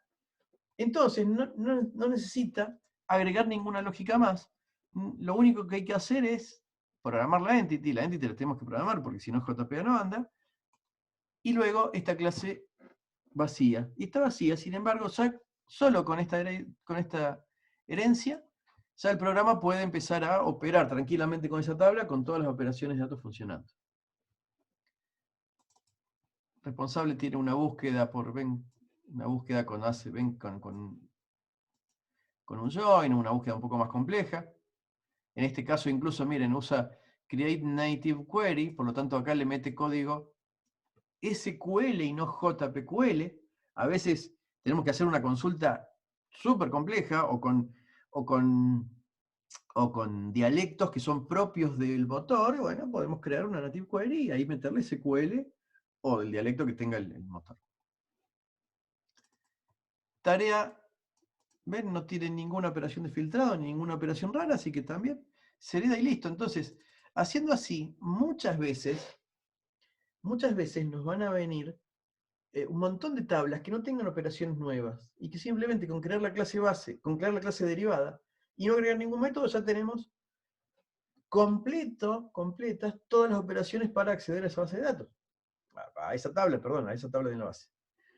Y eventualmente los que tengan alguna lógica en particular, simplemente programamos esa lógica en un método nuevo y nada más. Y nos ahorramos, ahora sí, de los centenares de métodos que yo les decía hace un rato, nos ahorramos más de la mitad, mucho más de la mitad, seguro. Especialmente todos los que son repetidos, porque, insisto, siempre vamos a tener que hacer un insert, siempre un create, siempre vamos a tener que hacer un delete para todas las tablas. Aplicando este patrón, no tenemos que repetir el código para ninguna de ellas. Y ahí sí tiene una gran ventaja. En este caso, bueno, cuando estaba armándolo acá lo rompí, así que no me están dando. Estaba metiéndole un cambiecito, pero no sé si lo voy a hacer andar. Denme un minuto que hago una prueba y si anda, lo probamos. Y si no anda, queda para verlo. Igual le vamos a subir un ejemplo, este es muy cortito, con una sola tabla no sirve de nada. Después le vamos a subir un ejemplo completo andando bien con este patrón, haciendo que ande bien el patrón y que lo puedan correr. Entonces le vamos a dar un script de la base de datos, un proyecto completo andando. Lo único que van a tener que hacer ustedes es crear la persistent unit. La persistent unit va a estar, leer en el persistent XML el nombre del JDBC, y del recurso JDBC, y en el servidor, en el Payara, cargar el connection pool y el nombre del recurso.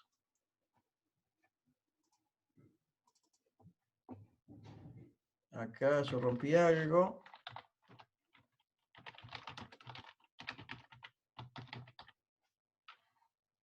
Profe, una pregunta. Sí. ¿Tira error si haces el commit en el código, pero tenés que la base de datos también se encargue de las acciones?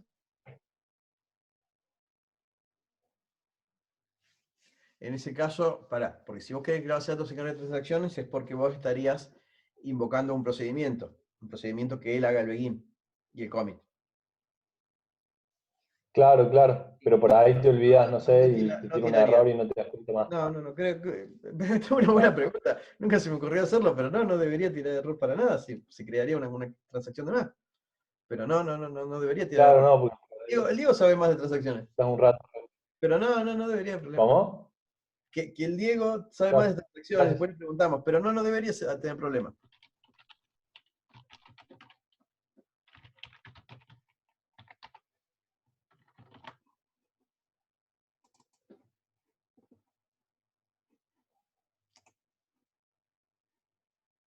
A ver.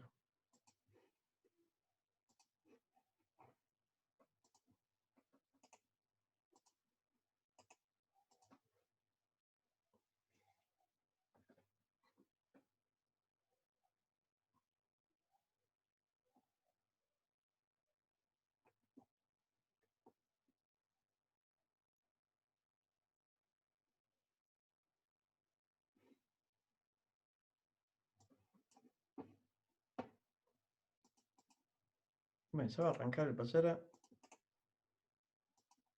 Ahí arrancó.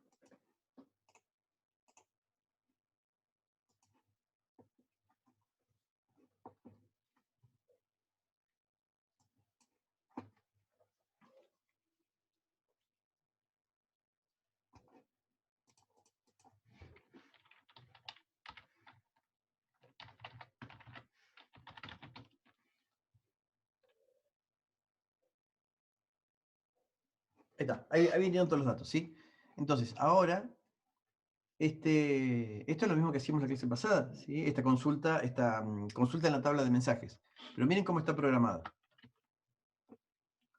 Acá en el servicio, acá yo tengo donde está en REST, tengo mensajes endpoint. Mensajes endpoint tiene para el recurso todos, para el URI todos, tiene este método listar, que es el que iba y buscaba en la base de datos todas las instancias de mensaje. La clase pasada yo lo había dejado con este gestor que ejecutaba el método listar todos. Este gestor, la clase pasada, hacía así.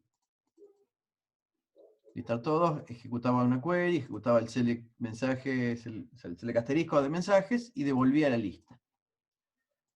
Comenté eso ahora y lo que hice fue usar la clase del DAO. Yo acá tengo mensaje DAO. Mensaje DAO tiene este retrieve que no lo estoy usando porque usa find by autor. Voy a estar usando el de la clase base, el find all de la clase base.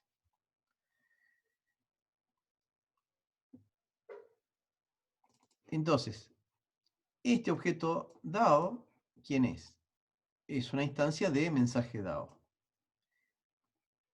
Este tiene un método, este método findAll. FindAll lo que hace es, como ven acá, ejecuta, ¿qué cosa? La consulta nombrada llamada findAll de la entity. Entonces, este es el findAll genérico. ¿Sí? Si yo tuviera un montón de entities, usarían siempre todo este también findAll. Todos ejecutando la consulta nombrada entidad.findAll. Si voy acá a la clase mensajes, a la entidad, acá tengo estos 4 find. El findAll es el que ejecuta clkm from mensaje. El endpoint simplemente entonces ejecuta ese findAll. ¿Qué tuve que programar para que funcione el findAll? Solamente hacer que la entity tenga esta consulta nombrada. Incluso, si no les estoy mintiendo, acá podría poner un ordenamiento.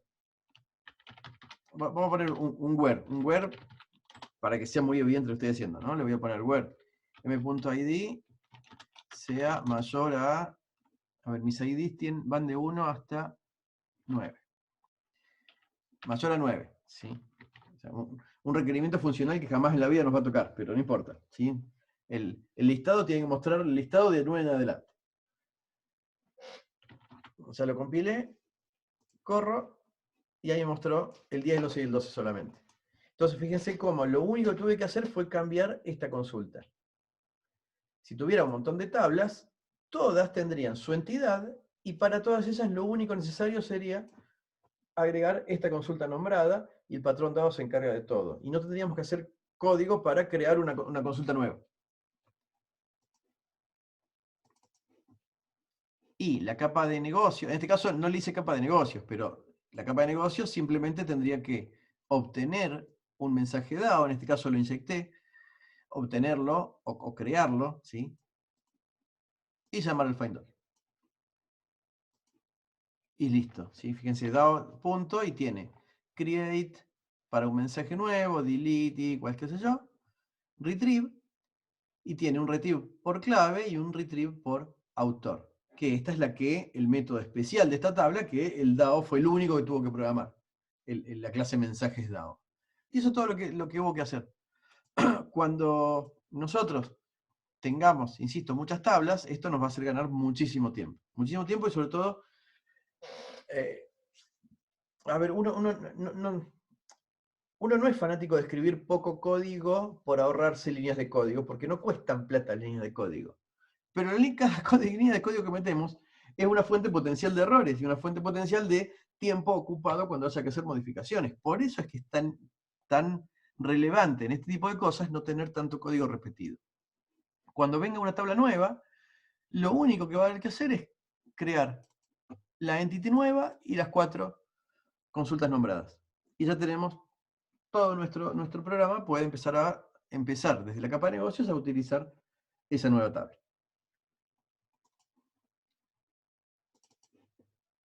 Esta clase de DAO me vi obligado a inyectarla, no le puedo hacer new ahí, más bien el new no anda. La necesitaba inyectada porque el Entity Manager a su vez ya está siendo inyectado.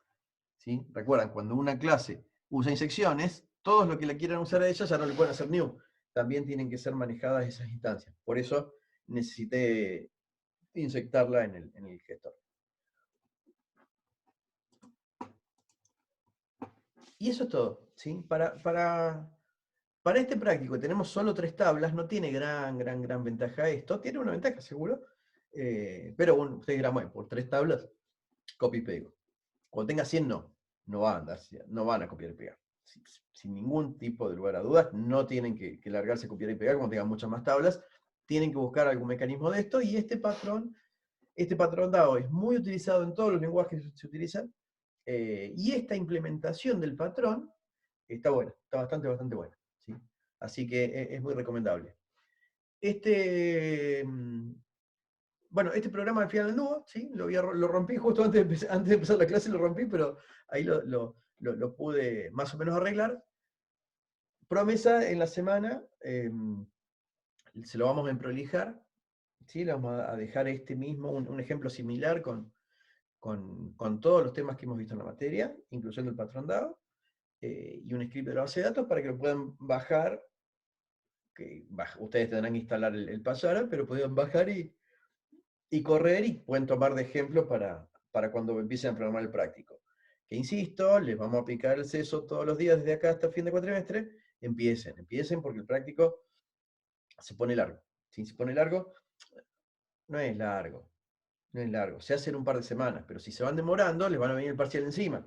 Y después, si ocupan tiempo en estudiar para el parcial, ya después no van a tener tiempo de empezar el práctico. Entonces, empiecen el práctico bastante antes de la fecha del parcial, ¿sí?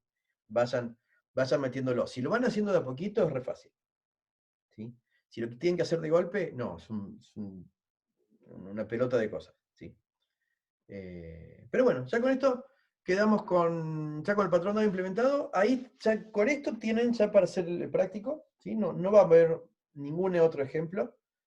Claro, vamos a subir un ejemplo mejor que este, porque este está todo, fíjense que tiene todo código comentado, tiene una sola tabla que no tiene ninguna gracia, y encima ven los paquetes, es un Frankenstein, saqué código de distintos lugares, los paquetes tienen cualquier nombre. No, vamos a hacer uno un poquito más prolijo, y lo vamos a subir un poco mejor, ¿sí? Este ejemplo, así como está, lo van a ver en el video, y no tiene más que lo que del video, ¿sí? Así que no se preocupen, vamos a hacer uno mejorcito. Y bueno, y con esto ya están todos los temas para el práctico, ¿sí? La semana que viene vamos a ver cómo convertir esto para que corra como un microservicio, ¿sí? O sea, con un servidor embebido y no un servidor instalado, que es un asunto bastante interesante de ver, porque lo pueden aplicar, en la actualidad se puede aplicar mucho ese tema, y ahí también, ¿sí? ¿Cambia mucho la implementación con Hibernate? No debería cambiar nada, ¿sí? Si ustedes quieren usar Hibernate, Hibernate fue programado antes que JPA. Entonces, hay una versión de Hibernate que no respeta la interfaz de la API JPA, porque no existía la API en esa época. Entonces, los nombres son totalmente distintos. En vez de llamarse Entity Manager, se llama, no sé, Object, no sé qué. O sea, todos los nombres son todos distintos. En vez de llamarse Persist, se llama Save. Entonces ahí sí cambia todo. Pero si usan versiones nuevas de Hibernate, que sí utilizan, que sí implementan JPA, lo único, para cambiar a Hibernate, lo único que tienen que hacer es venir acá al Persistent XML, acá Persistent Provider, elegir uno nuevo, y acá buscar el Hibernate, buscar la librería de Hibernate, y nada más. Y además, en el POM, incluir una dependencia más para Hibernate. El código no tiene que cambiar en nada, porque esa es la gracia de que sea una API estándar y que haya múltiples implementadores.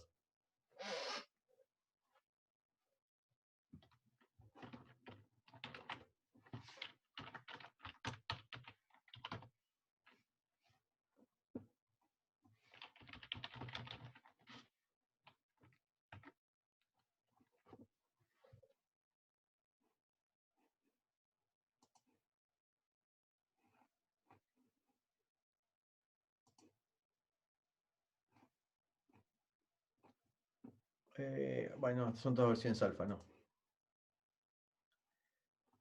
Esta, la última versión de Hibernate final es esta. Entonces, hay que agregar esto al POM. No, pero si hicieron proyecto Maven, no importa lo de NetBeans, porque baja la buena. Así que no se preocupen. Pero fíjense que ahí me anduvo porque es un proyecto POM. Es un proyecto Maven. Pero sí, si quieren cambiar a Hibernate, lo único que deberían hacer es usar esta. Agregar esta dependencia y cambiar el persiste de XML. En principio no debería haber ningún cambio.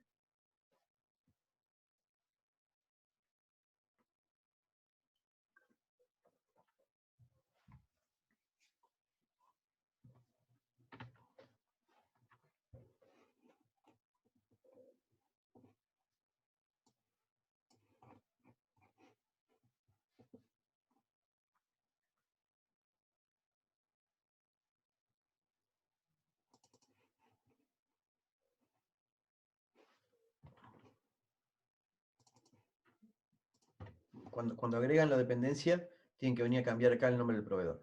¿Sí? Y nada más. ¿Qué dice?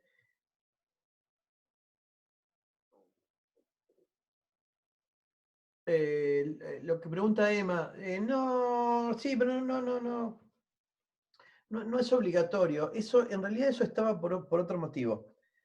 La base de datos de libros que le damos son como 500 megas de archivos TXT, es como que muy brava para andar llevándola por mail o por V, no se la podemos dar por V por ningún lado porque es muy pesada. Por eso están en el Drive. Entonces, el práctico inicialmente decía, podrían hacer que indexe directamente desde el Drive, que sería como en la vida real funciona un buscador. Un buscador, imagínense Google, no se bajó toda la internet a los discos duros de ellos. Indexan navegando. Entonces, tener esa carpeta en Google Drive requiere, simula lo que es un buscador de verdad en internet, que no busca en internet en este caso, sí buscando en internet en este caso, pero restringido a esa carpeta de Drive, pero ahí sí estaría el buscador de ustedes buscando en internet. El tema es que ya no lo exigimos más, porque para poder leerlos desde Drive, tenían que renegar un buen rato con la API de Google Drive, la que les va a permitir autenticar, acceder a la carpeta de Drive, bajar los archivos, etc. Entonces, se perdían, era mucho esfuerzo hacer andar la API de Drive, mucho tiempo de estudio para algo que a nosotros no lo llegábamos a evaluar, porque que sepan usar una API a nosotros no nos cambiaba nada. Entonces, no, ya no se preocupen por ese requisito. Si lo quieren hacer, bienvenido, pero si no, no importa, los bajan a una carpeta local y indexan de ahí.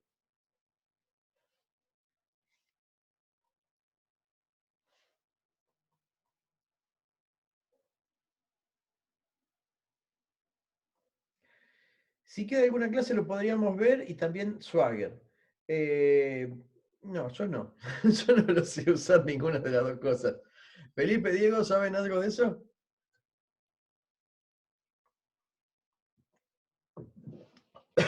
A ver. Debe estar apuntado. Ustedes hablen. A ver, Hola. Diego, te escuchamos. Lo de Swagger está apuntado a la OpenAPI, me imagino. No sé qué es Swagger. ¿Profe? Sí, ¿qué es Swagger? Swagger es para documentar APIs. Vos por medio de un archivo YAML, lo que tiene, porque estaba especificado cómo lo tenés que hacer, Sí. podés generar una documentación con una interfaz gráfica incluso, y que queda Sí, bastante buena. pero le tenés que pasar, lo tenés que pasar en OpenAPI, es lo que dije yo hace unos 15 días, que yo les dije, no sé OpenAPI y algún día lo tenemos que estudiar. Habría que estudiarlo, creo que ninguno de nosotros lo sabe. Es muy fácil, supuestamente, el archivo que hay que generar. A ver si busco un ejemplo. Y está bueno, realmente este es el futuro. Así hay que hacer las API en realidad. Claro, Swagger lo que hace es, toma una especificación redactada en OpenAPI y debe generar testeadores, supongo, y cosas así. Lo que hay que hacer, lo que hay que estudiar en realidad es OpenAPI. Es básicamente lo mismo. El tema es más que interesante y te está metiendo en toda la parte semántica de la implementación de la API. Pero no van a dar los tiempos.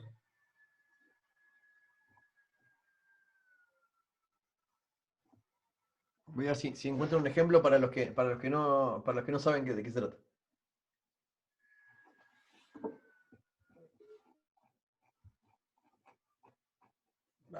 Este es el estándar, a ver. OpenAPI.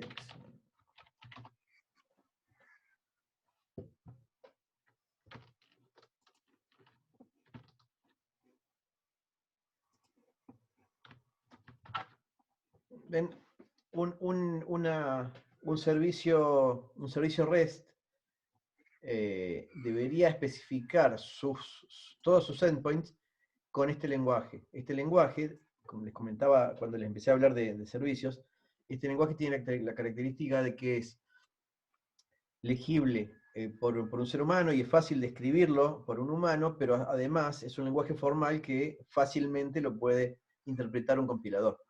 Entonces, ¿qué es lo que plantea esto con esta cascadita? Dice, bueno, a ver, en mi endpoint tengo un recurso que se llama barra users. Con barra users puedo ejecutar un get que va a devolver un 200 con tal contenido. Y acá describimos todo. Esto lo puede leer un programador, entonces ya saber a qué pegarle, ¿sí? Y saber qué tipo cuáles respuestas pueden venir. Además que describe cosas que un programador lo lea acá y no tenga que preguntarle a nadie qué es lo que hace la API. Pero además con esto se generan, como ven ahí lo que dice lo de Swagger, puede generar documentación de la API, testeadores de la API y bueno, ahí vos decías algunas herramientas gráficas. No, Petstore.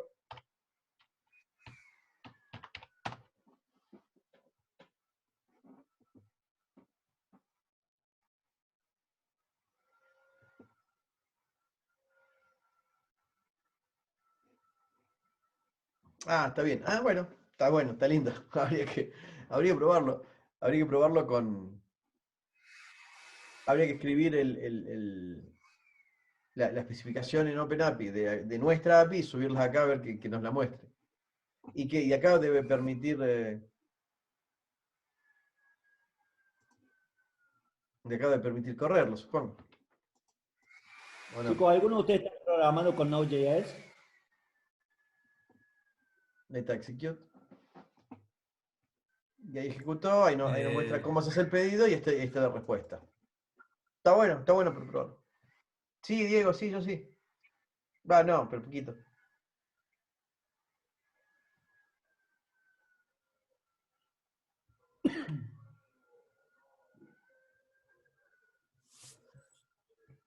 Diego, no sé, ¿por qué preguntaste lo de Node? Porque si alguien está está programando en Node y en algún momento le toca implementar una API, hay una herramienta que está muy buena que la sponsoriza IBM, que se llama Loopback. Y es un generador Loopback. de APIs precisamente y te la... Sí. Loopback como. Loopback, así, exactamente, Loopback. Como el de Está la basado en Strong. ¿Y qué pongo acá para que busque algo? Node.js. No, así, ya está. Ah, mira. Ahí lo tenés abajo, el segundo. Ahí está, Ese. entonces. Sí, sí.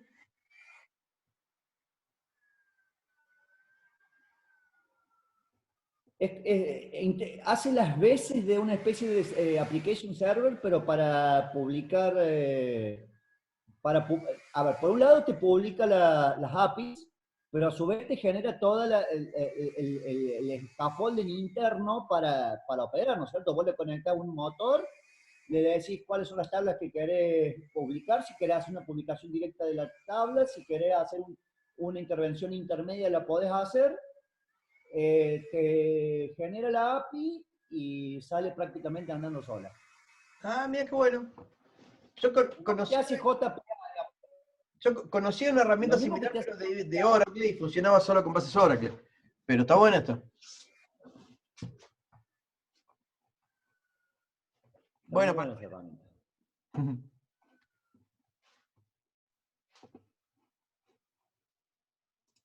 De todas maneras, no me contestaron. ¿Alguno de ustedes o varios de ustedes están trabajando con Node.js? ¿Cómo vienen con ese tema? Uno dijo en PAP 2. ¿En PAP 2 están viendo Node?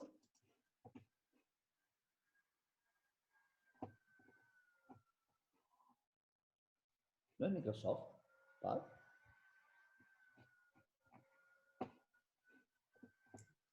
Yo también, profe, yo estoy programando en Node.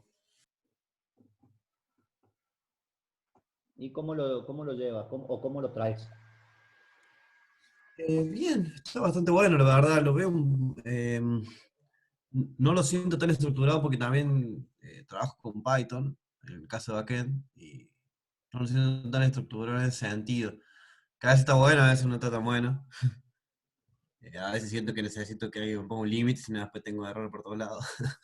Ve, ¿Habrá gente que esté trabajando con backend. algunos de estos frameworks de... Sí. Diego, ¿vos estabas hablando?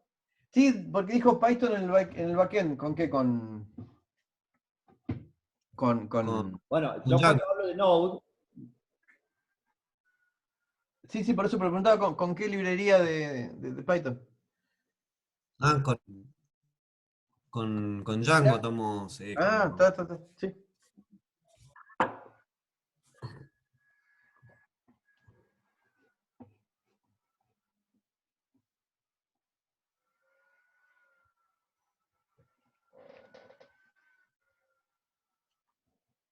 Bueno, acá está la API de Google Drive. Habría que buscar algunos ejemplos. Está rota la página, así que no me imagino qué tanta bola le darán a esto.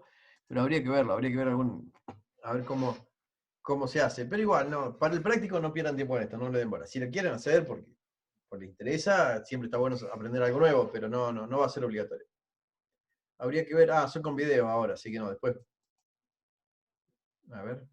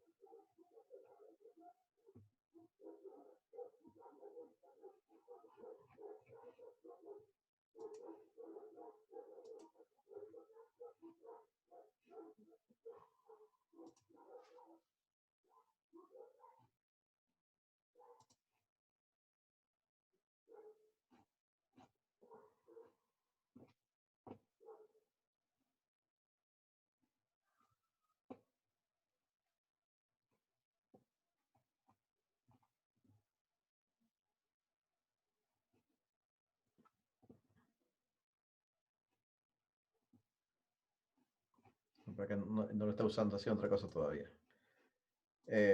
Hay que ponerse a ver un poco. Justo este ejemplo que estoy viendo encima es en Angular, así que tampoco les va a servir mucho, pero bueno, hay que ponerse a ver. Se puede usar la API de Google. Tenía algunas cuestiones, era compleja la autorización, ¿sí? Porque además de que para conectarse les va a pedir un usuario clave de Google, van a dejar codear en el código su cuenta de Gmail.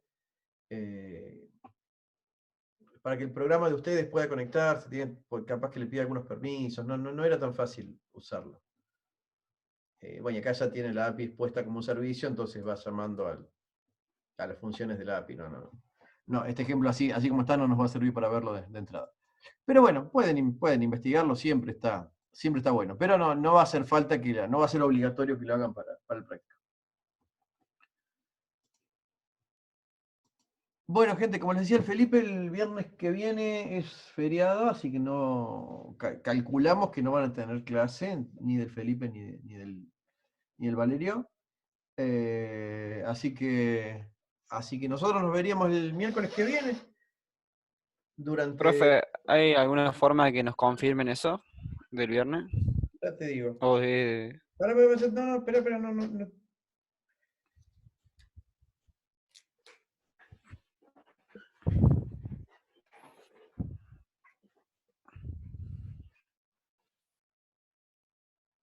Le pregunto al Felipe.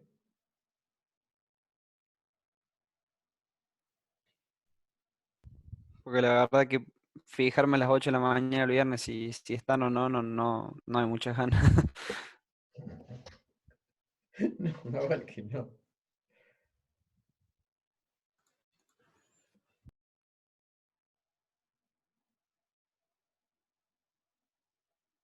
No, en principio creo que no. Hablando con el Felipe, hoy hablando temprano con el Felipe, le entendí que no, que ni él ni Valerio tenían que hacer algo el viernes. Pero ahí le pregunté por WhatsApp.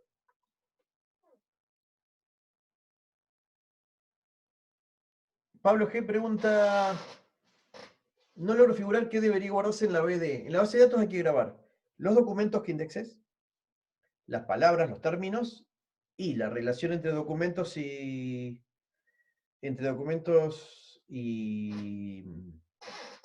términos son los posteos. ¿Sí? El posteo, ¿qué es? Es la aparición de un término en cierto documento en particular. Entonces, la base de datos, como vamos a usar una base de datos estructurada, va a tener que tener casi seguro esas tres tablas. Una tabla de documentos, una tabla de términos, una tabla de posteos. La tabla de posteos siendo la intermedia de muchos o muchos, entre documentos y palabras.